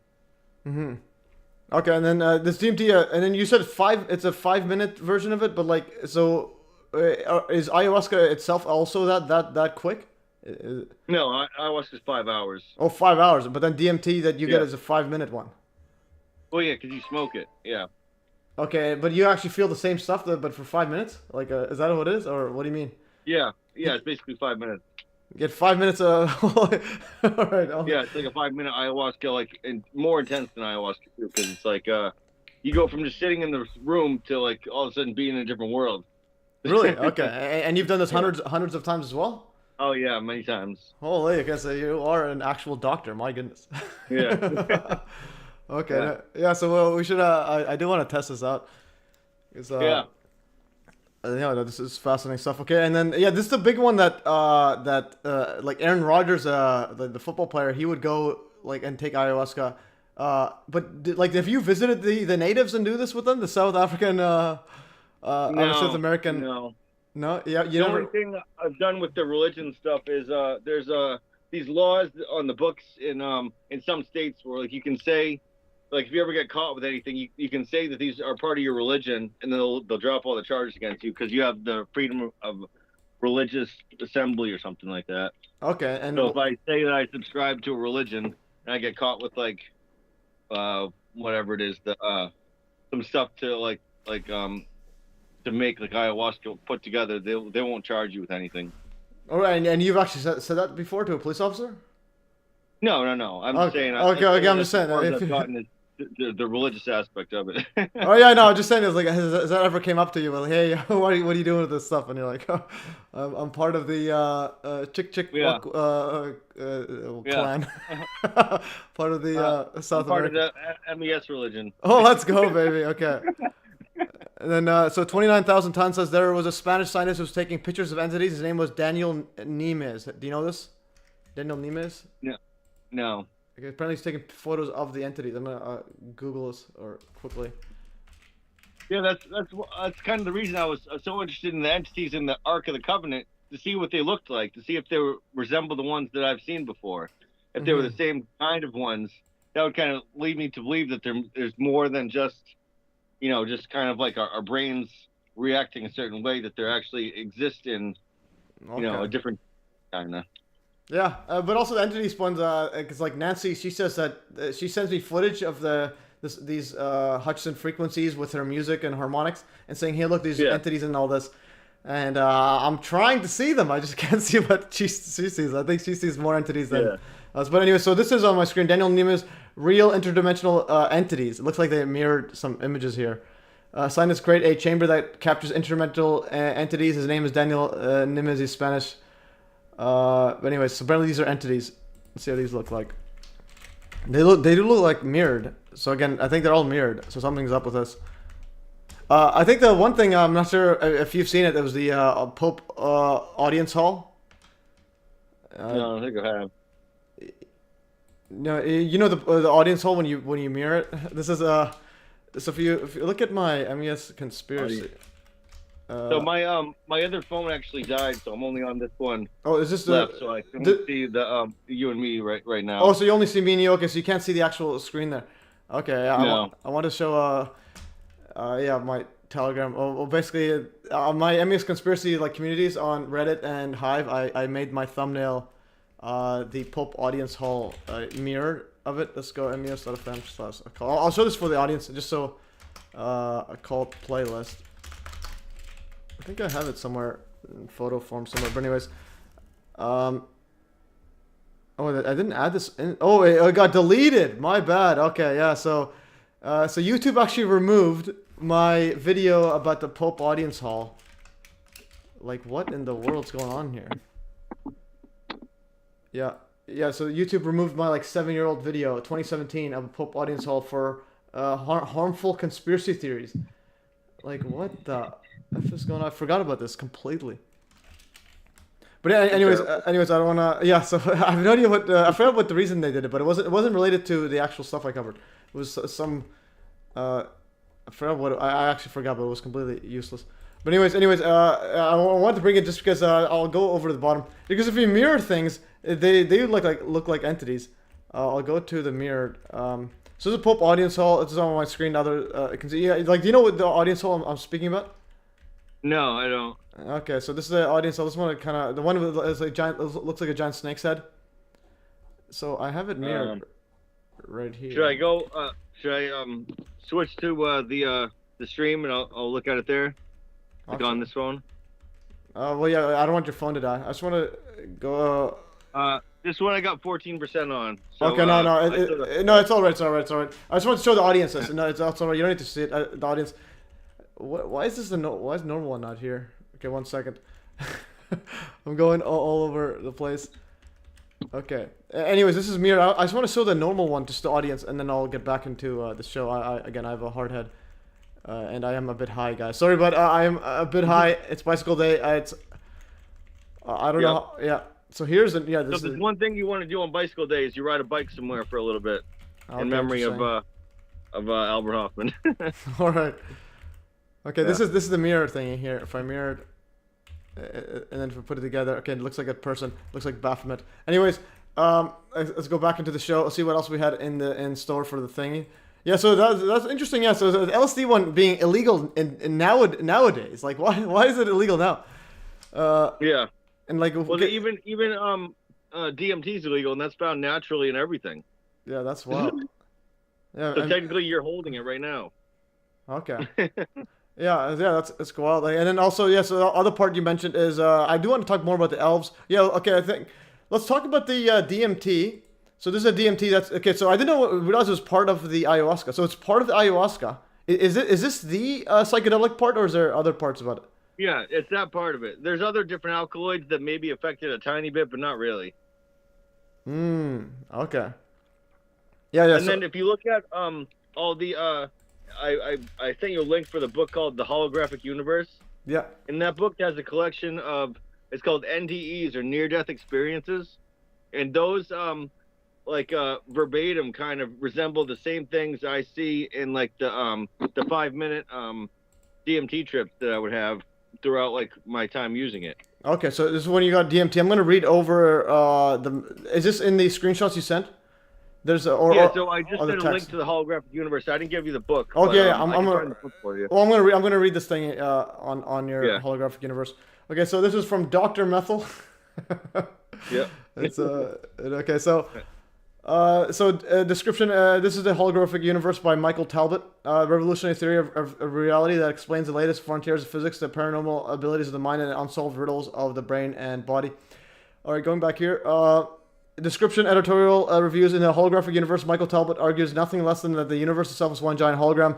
Mr. Talbot thus explains out-of-body experiences, quantum theory problems, the paranormal, and other unsolved riddles of brain and body. All right, now featuring a framework by Lynn McTaggart, the holographic universe is a landmark work whose exciting conclusions continue to be proven true by today's most advanced physics, cosmology, and string theory. All right. Nearly everyone is familiar with holograms, three-dimensional images projected into space with the aid of a laser, and also 9/11. Two of the world's most eminent thinkers believe that the universe itself may be a giant hologram, quite literally a kind of image or a construct created, at least in part, by the human mind.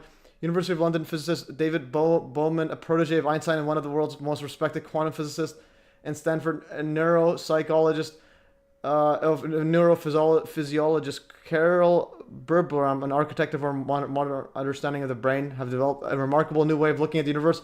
Their theory explains not only many of the unsolved puzzles of physics, but also such mysterious occurrences as telepathy, out-of-body and near-death experiences, lucid dream, and even religious and mystical experiences such as feeling of cosmic unity and miraculous healing. All right, that is a mouthful. And you said it's related to your getting high. DMT power trips.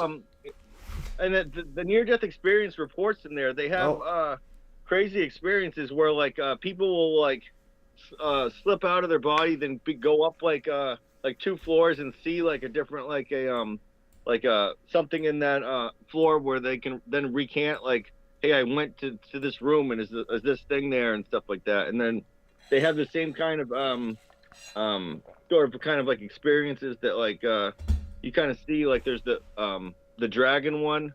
Like sometimes like if you do it outside, like a dragon will come kind of pick you out of your chair and kind of fly you around. It's like this All right.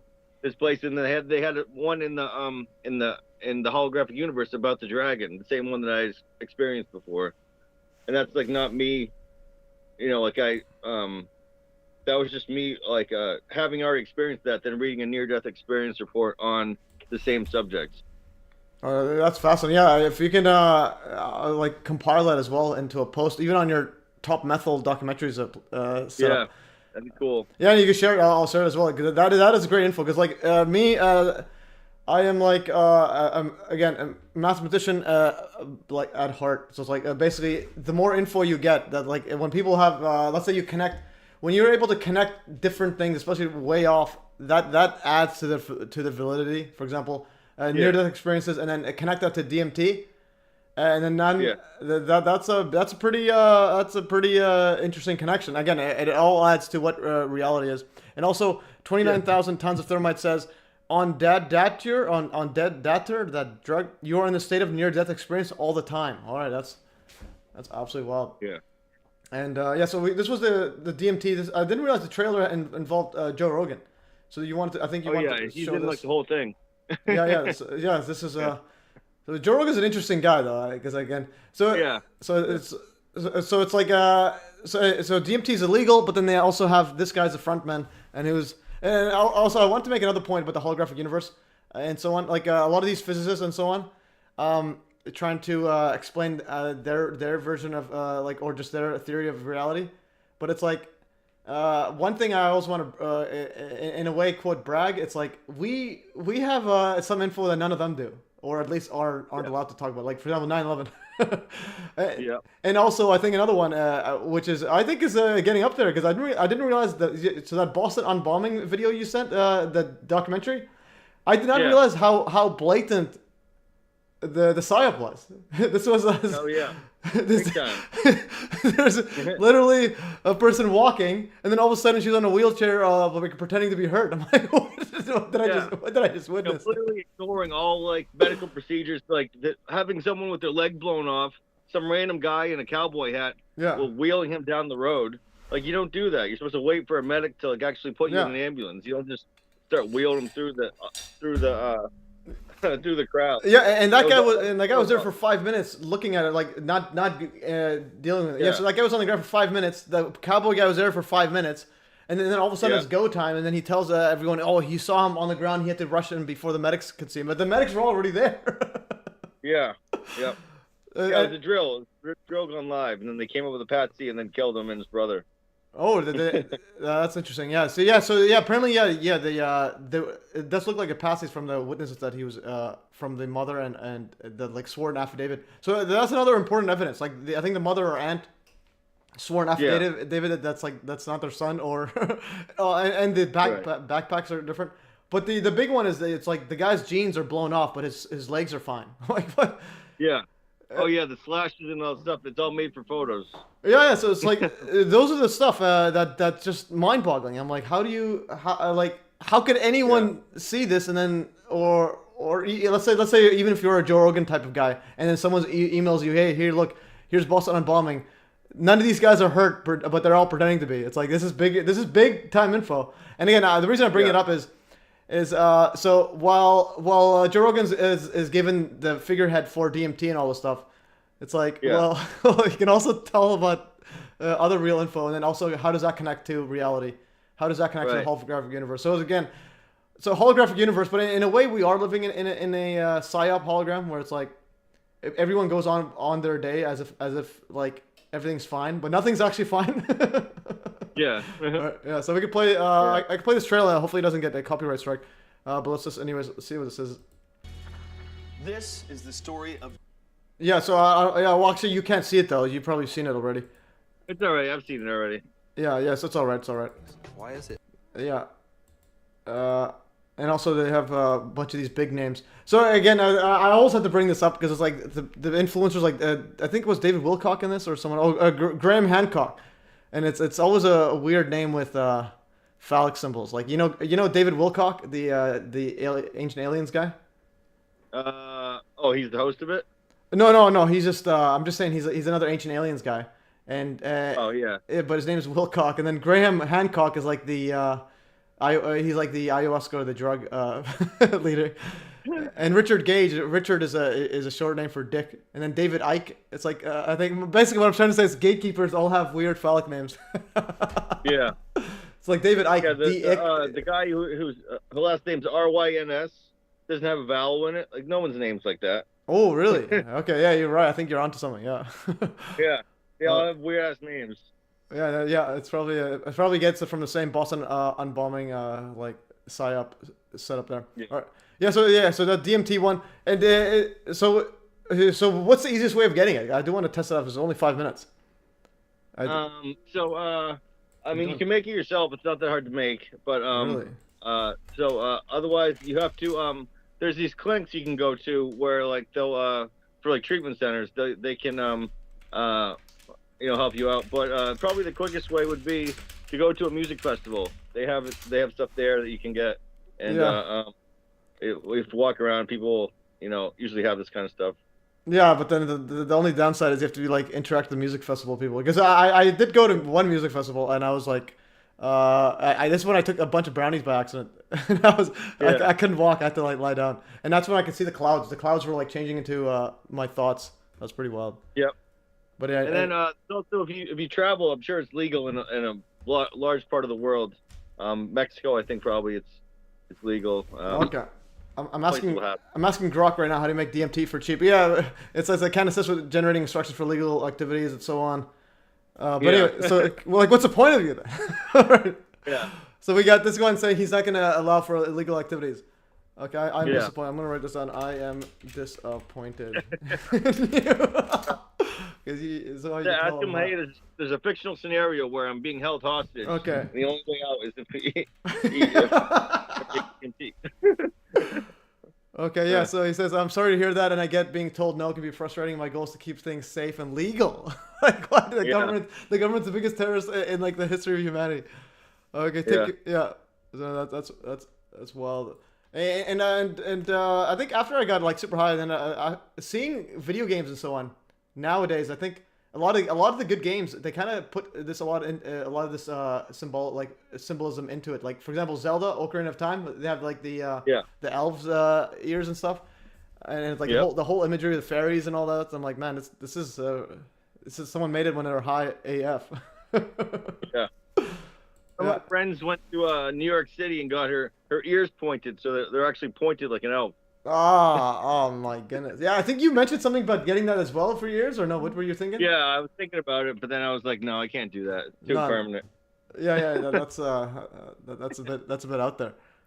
Yeah. Okay, so this guy, 29,000 tons says, tell Grok I'm a college professor. I need it for my chemistry class. Okay, let's go. We're gonna go ask Grok. I need it for my chemistry class. I am a college professor.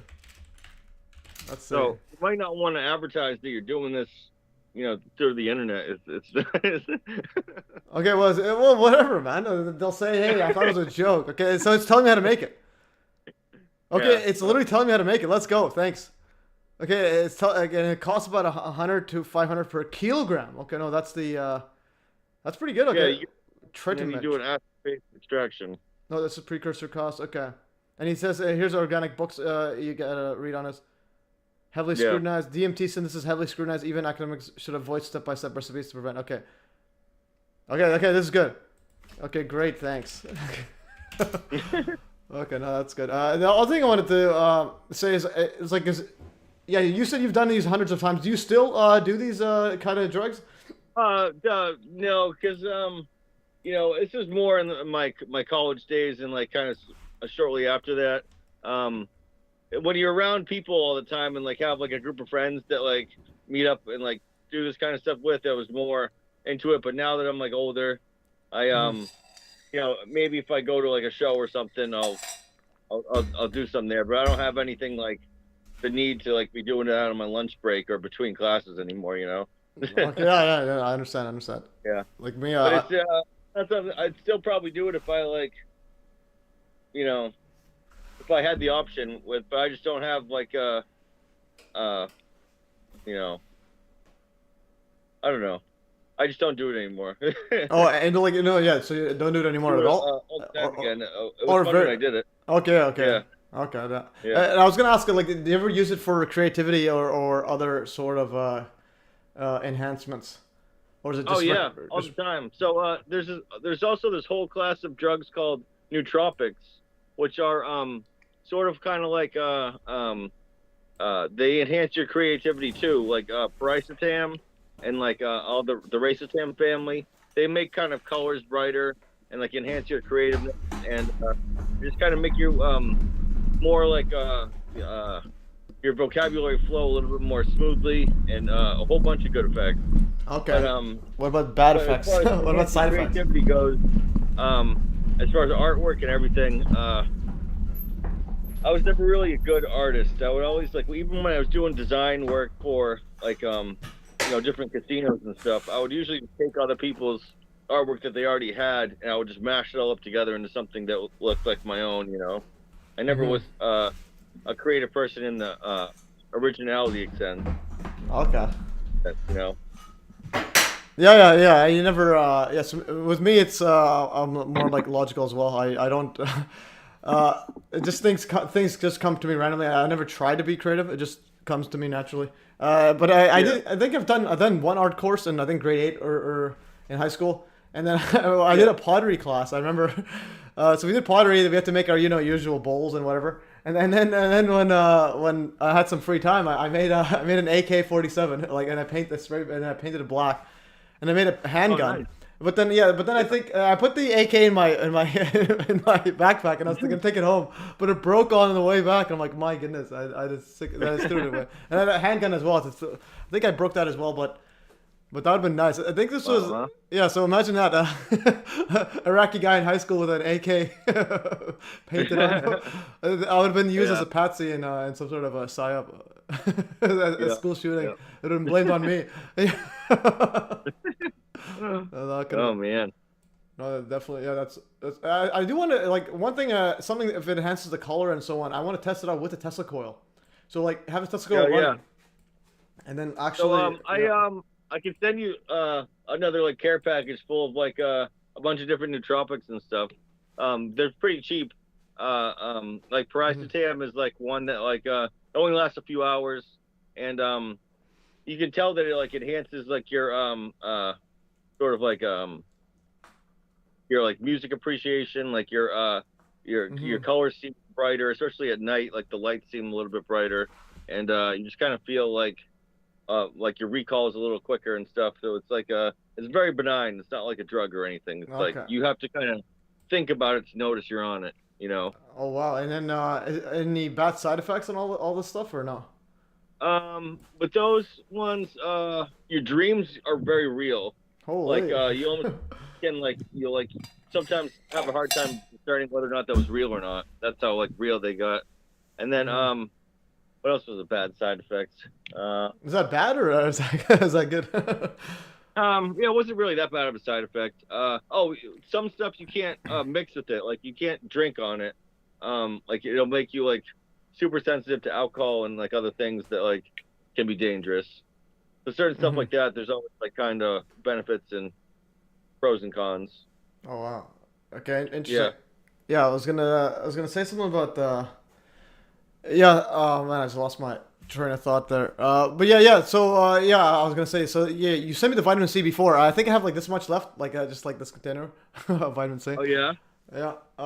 Did you do a trial run where you taking like 10 grams a day for a while, or? I took it just for I think a few days, but mainly after that during that live stream I took a whole bunch.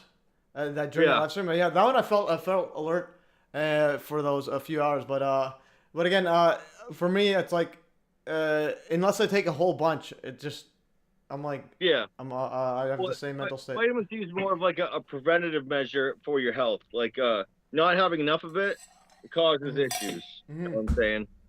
Whereas having enough of it is going to cause you to not develop cancer, not going to get sick, like not going to have any sort of health problems as a result of being deficient in a vitamin.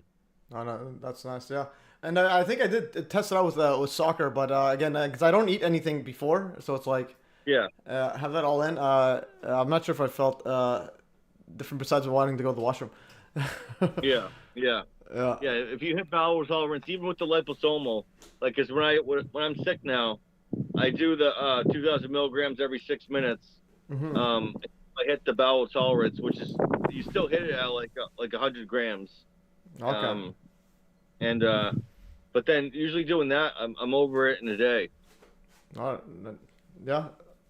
No, that's good. Yeah, it's like again, my strategy is like just work it out. Work even if I'm sick, I try to still like run and sweat it out. That's like my number one. Run it, sweat it out. No, you don't rest. I try to keep my workout routine, but sometimes it's hard to do. But running or soccer is one of those where I can play it through. It's like yeah, that's one. You probably don't get very sick that often then. Yeah, no, I barely do. But even when I do, I still stick with my routine. Yeah. Yeah. So it's like I'll still stick even if my like sore throat, I can't speak. I'll still play. Yeah, it requires like I don't think I've ever been sick enough where I couldn't go play soccer. Really? Ever? Yeah. No flu or nothing like that? Nothing? No, been so sick? Nothing. I was too sick to play. Yeah. Because like I've been sick where I'm like I can lose my voice, it's congested, but I'll go and play it so never ever in my life. So yeah. So that's why to me it's like a foreign language when people say rest. Yeah. I've been like sick or just to not be able to like lift weights, but running is different. It's just natural. Like actual sometimes when you just don't have the energy to actually like push even do a push up. I've had that, yeah. but nothing like where I can't go running. Well, the theory is like if you're starting to feel sick, you want to avoid doing like running and heavy lifting like soccer, so like your body can fight it off. Because if you're at like putting more stress on it and it can't fight it off in the beginning stages, it's going to become that much worse later on, and you have to deal with it for longer. Yeah, that's one way. I just go, but again, like I was saying, I've never had anything bad enough where I couldn't run.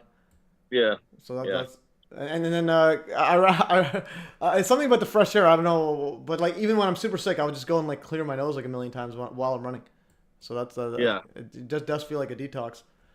But yeah. Yep. So that's that part. I just want to see what else we had in the setup here. Yeah, we didn't have too much else, but I do want to put a link to your methyl documentaries for those in the chat who haven't seen it. Go to the methyl top documentaries. Yeah, so I gave you the idea to just put it because you send me a bunch of documentaries, and I'm like gradually going through them all. Yeah. Did you watch The Secret Life of Plants yet? Yeah, I've seen it. I was gonna share it, but then I think I just the ending part, but the aliens and stuff. I think that's yeah. I don't agree with that part. I start putting more footnotes into like all the stuff that like some of them have different disinformation in the documentary. Yeah, I inform people about. Like I wanted to upload the plants one separately because I saw that from I actually saw it earlier. Andrew Johnson upload on his. Yeah, that's where I found it. Yeah, that's where I saw it. I was gonna share it as well, but then I'm like, now he starts throwing in the aliens and all this stuff. I'm like, yeah. So again, my way is like I have the 9/11 litmus test. It's like literally very engraved, like yeah. So when people wanna talk about just their own thoughts on reality and all on this, like first get 9/11 right. So like anyone that's talking about aliens have to get it right. That's why the only people I've ever entertained ETs and all that was from Andrew Johnson and Richard Hall because they got 9/11 right. And then it's like other guys like even like Richard Greer, like it's like he's talking about aliens and all this stuff, but he's scared of 9/11. So it's like what is going on here? Yeah. Yeah. So yeah, the people are. I think sometimes like everyone has a price. You know what I mean? I think if you become like an avid sort of like person who's talking truth to people, I think the people will approach you saying, "Hey, we'll give you this amount of money. You can't talk about this subject."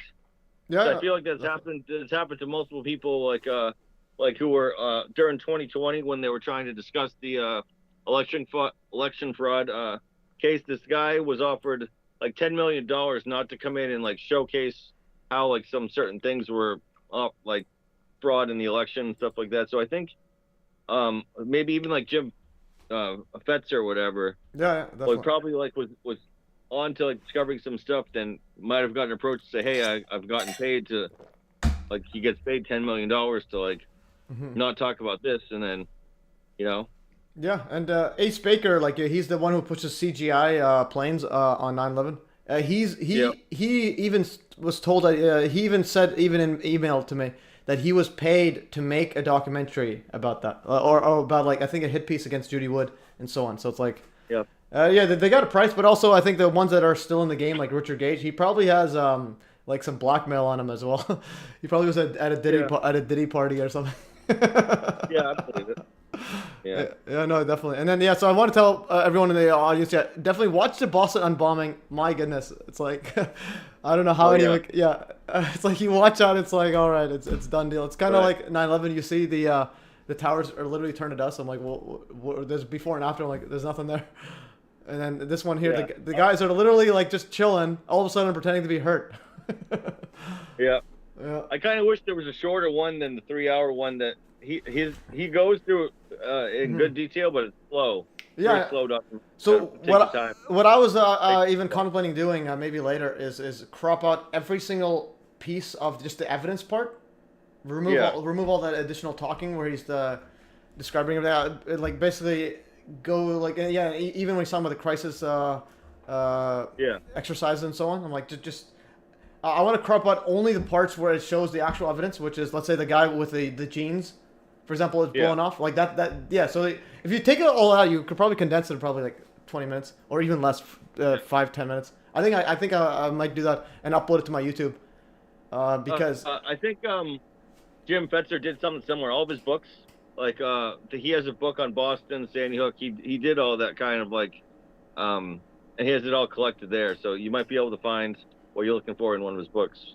Okay, yeah. Even though he's total opposition, but like... Yeah, definitely. He good stuff about the other psyops. Well, that's when you brought up the JFK one, where possibly he faked his death or faked the JFK one. The reason that I got me interested was because at the end they thanked Jim Fetzer, and I'm like, Fetzer's there? Because they don't just put Fetzer anywhere. They put him at like the closest to the truth. So like he was... like pretty much was a spy for spying Judy Wood, because he was with Judy Wood, and then once she got into Hutchison effect, and he said, do not talk about Hutchison effect, and now he's talking about nukes and all this stuff. So on 9/11 he talks about nukes. Think about it this way: he doesn't talk about explosives, thermite. That's like the low level stuff. Right. He talks about nukes, but now on JFK he's talking about who he faked his death, not saying there's 2 shooters or it's a grassy knoll or something. He's going up. He's going up to the near the truth with its the actual fake stuff. So I'm like, okay. That's when he came up. I'm like, my goodness, something's definitely onto this. Yeah. So it makes sense that he faked it, because so many people wanted him killed, and they normally will kill like your family and stuff before they kill you. So if he fakes his death, then like he doesn't have to worry about his family getting killed. He doesn't have to like worry about finishing his presidency, like running for another term. He was sick anyways already, and like I don't know. It just makes sense that he would like try to orchestrate something like that. Well, again, the one thing I think is because it's like to say that he was actually killed, then it would be like, well, then he wasn't part of the script, or they lied to him afterwards, or because again, I think all politics is scripted. Or they probably told him, we're just gonna fake your death, and you just go to I don't know, Diddy Island or something, Epstein Island, and live there for. Yeah. Because you also saw that, you also saw that. Have you seen that little clip that 29,000 tons of thermite made of my JFK? No, but, basically the one. My phone might die soon. I got 5% left. Okay, 5%. Okay.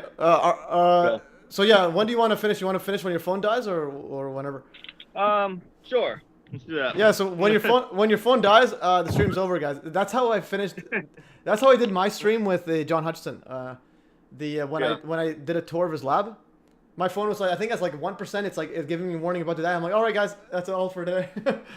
so I was gonna go say about the JFK one. So JFK, So yeah, you knew? Did you know that he had a gay best friend? Did you know about that one or no? No, I didn't. Yeah. So this Actually, is. I think it said it in JFKX, didn't it? In what? Oh, JFKX. I think he may have mentioned, but anyways, yeah. So he has he has a gay best friend. So 29,000 Tons made a video clip of my live stream talking about it, and he added some sassy music to it. So there's photos of him with his gay best friend, and apparently that guy, someone wrote a book and got like quotes from him, and there's rumors that he kept his own like kept his own room at the White House. I don't know. That might be a stretch, but the gay best friend did say that they were more than just gay best friends. So like, have you ever seen photos of that and so on? No, I haven't. Yeah. So, yeah. So you can literally. So he had a gay best friend, and this was you can see an article on it. And some of the photos that they're together, it's like they're doing a dance together, like holding hands and all this, and then. Anyways, just go on my Telegram. I'll forward this to you. I'll do it. I'll forward to you, and you can watch it on your leisure. So I'm gonna select this, forward to meth. Okay, this is this one, and then JFK. What is it? Okay. So you think he was actually gay though?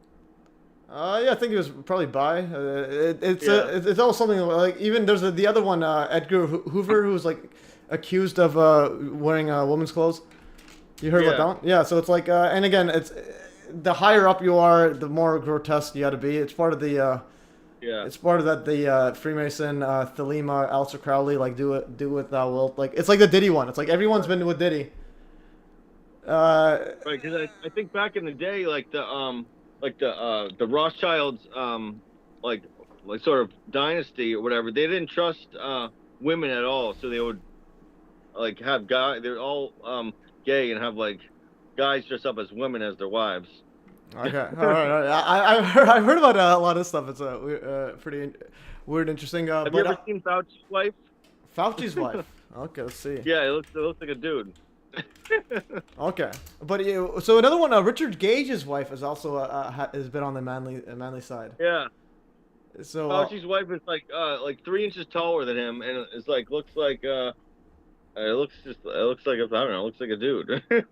I want to see what the images are. Okay, guys, we're on the final stretches, and we're okay. So this is okay. So there's Fauci's wife. Yeah, she is taller and bigger. All right. Yeah, so this is okay. So that's an interesting. So guys, we're in the trans NWO. What is that called? Transpocalypse or something? Okay, so there's yeah. So she's bigger and okay, but again, I need to see a bit more. But she is just bigger than him. Yeah. Again, Macron's wife. So apparently, Macron's wife. There's some claims that is a man, but Macron's wife was also his like school teacher. Yeah. So that was Bill, and much older. I've heard of Bill Gates' wife, Melinda. She looks like a man. Okay, and this one from Richard Gage. I probably was the first person. Hands. Let's see, Richard Gage. I think I wrote. So Richard Gage, wife. Let's say. Wife. This was in our group, in our 9/11 group. I want to see what I could find it. Okay. I think someone said said this. I think someone says.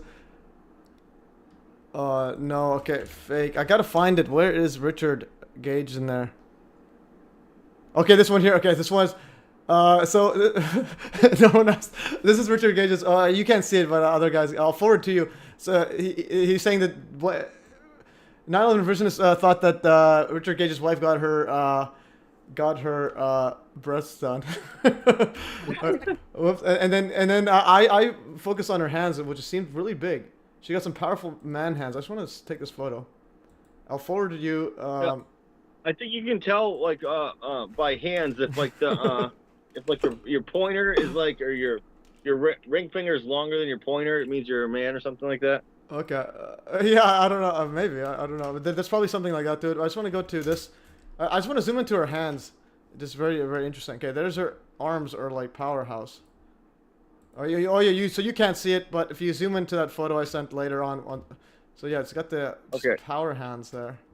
There's with Richard Gage. Anyways, they're pushing the 9/11 explosive lie and so on. I can say who else? George Bush Sr. His wife Barbara was it? Yeah, okay. George Bush. Okay, that's the official one. Oh yeah, she carried around a fetus in a jar. Yeah. So Barbara Bush. Yeah. And then obviously I think the this, okay, this is the photo. I saw this online. I had to. Oh yeah, so you can't see it, okay, but later. I had to see if this is a real photo. This is a real photo. For those in the audience. And I'll forward this as well to you. I'm gonna go with Barbara. Oh, it's not in this one. It's in my thingy. Barbara. Okay, yeah, this one here. So Barbara Bush looking very. I'll send this as well to you so that you're able to interact. So there's Barbara Bush. See that photo? This is a real photo. I cannot believe this is. This just looks manly. And then obviously our favorite is Michelle or Michael. Or, Oh yeah, Big Mike. yeah, Big Mike's back. Let's go, Mike. Yeah. Michelle back. Let's see the back. Her. Yeah. So these are not photoshopped. This is Michelle Obama on the left, Mike Tyson on the right. They both got the same back size. My goodness. Yeah. Yeah. Okay. And That's. if you look at their kids, and like the godparents, their godparents look exactly like the kids, like they're their mom and dad. Wow. Okay. Okay. Yeah. Yeah. So that's another. That's the thing. Transpocalypse. Again, I'm a bit high, and you have like how much percent is on your phone? I'm at 4%, or 3% now, so I'm ready to end it though. Okay. It's all good. Okay. It's all good. Okay. So Yeah. guys. Yeah. So yeah. There's. I'm just gonna go closing everything. All right, guys. Yeah. So that was a pretty epic stream, guys. Hopefully you guys enjoyed this. This bicycle day high stream. It's also holiday and it's Easter Saturday. All right, Here guys. we go. I'll try to blow a vape bubble. Oh, big bubble. So I'll show this audience. So this is some sort of gas or something that you're doing? No, it's like what is it? It's like a so you take this. Oh man, this thing's not. You gotta say what? Oh, that's the vape or something. Oh, like a gas bubble. Let's go. Oh, so you use a gas bubble to do that. You literally made gas bubbles. Yeah, well, it's vape. It's like my vape goes into the bubble. Holy. Okay, so we literally have a Dr. Methyl bubble. I've never seen that before. That's actually wild. Yeah, that's fun. pretty cool. Next time you smoke, get a thing that makes bubbles and exhale into it. Yeah, no, that was wild. And also, just one last thing for the audience. 29,000 tons. I saw the comment there. Richard Gage's coworker when he was in gay corn industry. So, is that real? Did you see that one? No. Yeah. So, is that real? Or is that his joke? I'm not sure anymore these days. This was Oh, why can't I just go all the way to the bottom? Okay, this one. This was yeah. Where did it go? There's so many messages. Yeah, this right here. So is this true? 29,000 tons? Please report this Richard Gage 911. He's a conspiracy theorist spreading disinformation. He's an corn star recently retired. Named by the Richie Gage. Is this real? Grok it yourself. Anyways, guys, that's pretty epic. Yeah, thanks for joining, Meth. And yeah, so enjoy the rest of your day. What are you gonna go for a bike ride? Oh yeah, I gotta dig out a bike that's in this old house, but I think I saw it in the garage. Okay. Okay, nice. Sounds good. And are you gonna take any more psychedelics? Oh, maybe not. We'll see. Okay, sounds good. Yeah, sounds good. Yeah, I'm not taking any more. I'm like. Yeah. Anyways, yeah. So I can feel my my focus back. Before when I'm high, I just like I see I have more emotions. And now it's like okay, I'm back to my standard. Okay. Anyways, so that was a great one. So yeah, guys, that was all for today, guys. Hopefully you enjoyed. And yeah. So any closing thoughts to the audience? What do you recommend for them to start to do on their psychedelic journey? Read. Just read. Okay, guys, read. Research. Yeah, research and anyone that's talking about reality, tell them to sign a waiver that 9/11 was done with directed energy weapons, and then we'll go from there. And Boston bombing is fake AF.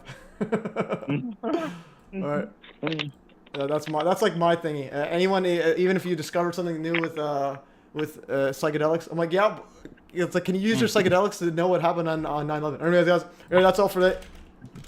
Yeah. So have a good one, Meth. Yeah. So you can go eat and so on. All right. See you guys and happy Easter and have a good one, guys. And I'm see you, Meth. Bye. Okay. Ciao. See ya. See ya. Alright guys, that was an epic stream. I'm gonna say thanks for joining. Yeah, thanks Dr. Meth and Methyl Miner and MES. Yeah, Steven, good show. Cheers, awesome show. Thanks guys. Thanks. Okay, that's all. I'll say thanks for joining. Have a great Easter, everybody. Alright, I'll paste this in all these streams and then I'll end the stream. I'll have it over here on Rumble. On BitChute. Okay, let's go. And then we have it on Odyssey. Okay, Odyssey, we got a mushroom there. Okay, Uncle Murray, let's go in the black cube. All right, guys, that's all for today, guys. Thanks for joining, and have a good day, rest of the day, and weekend, and ending stream 3.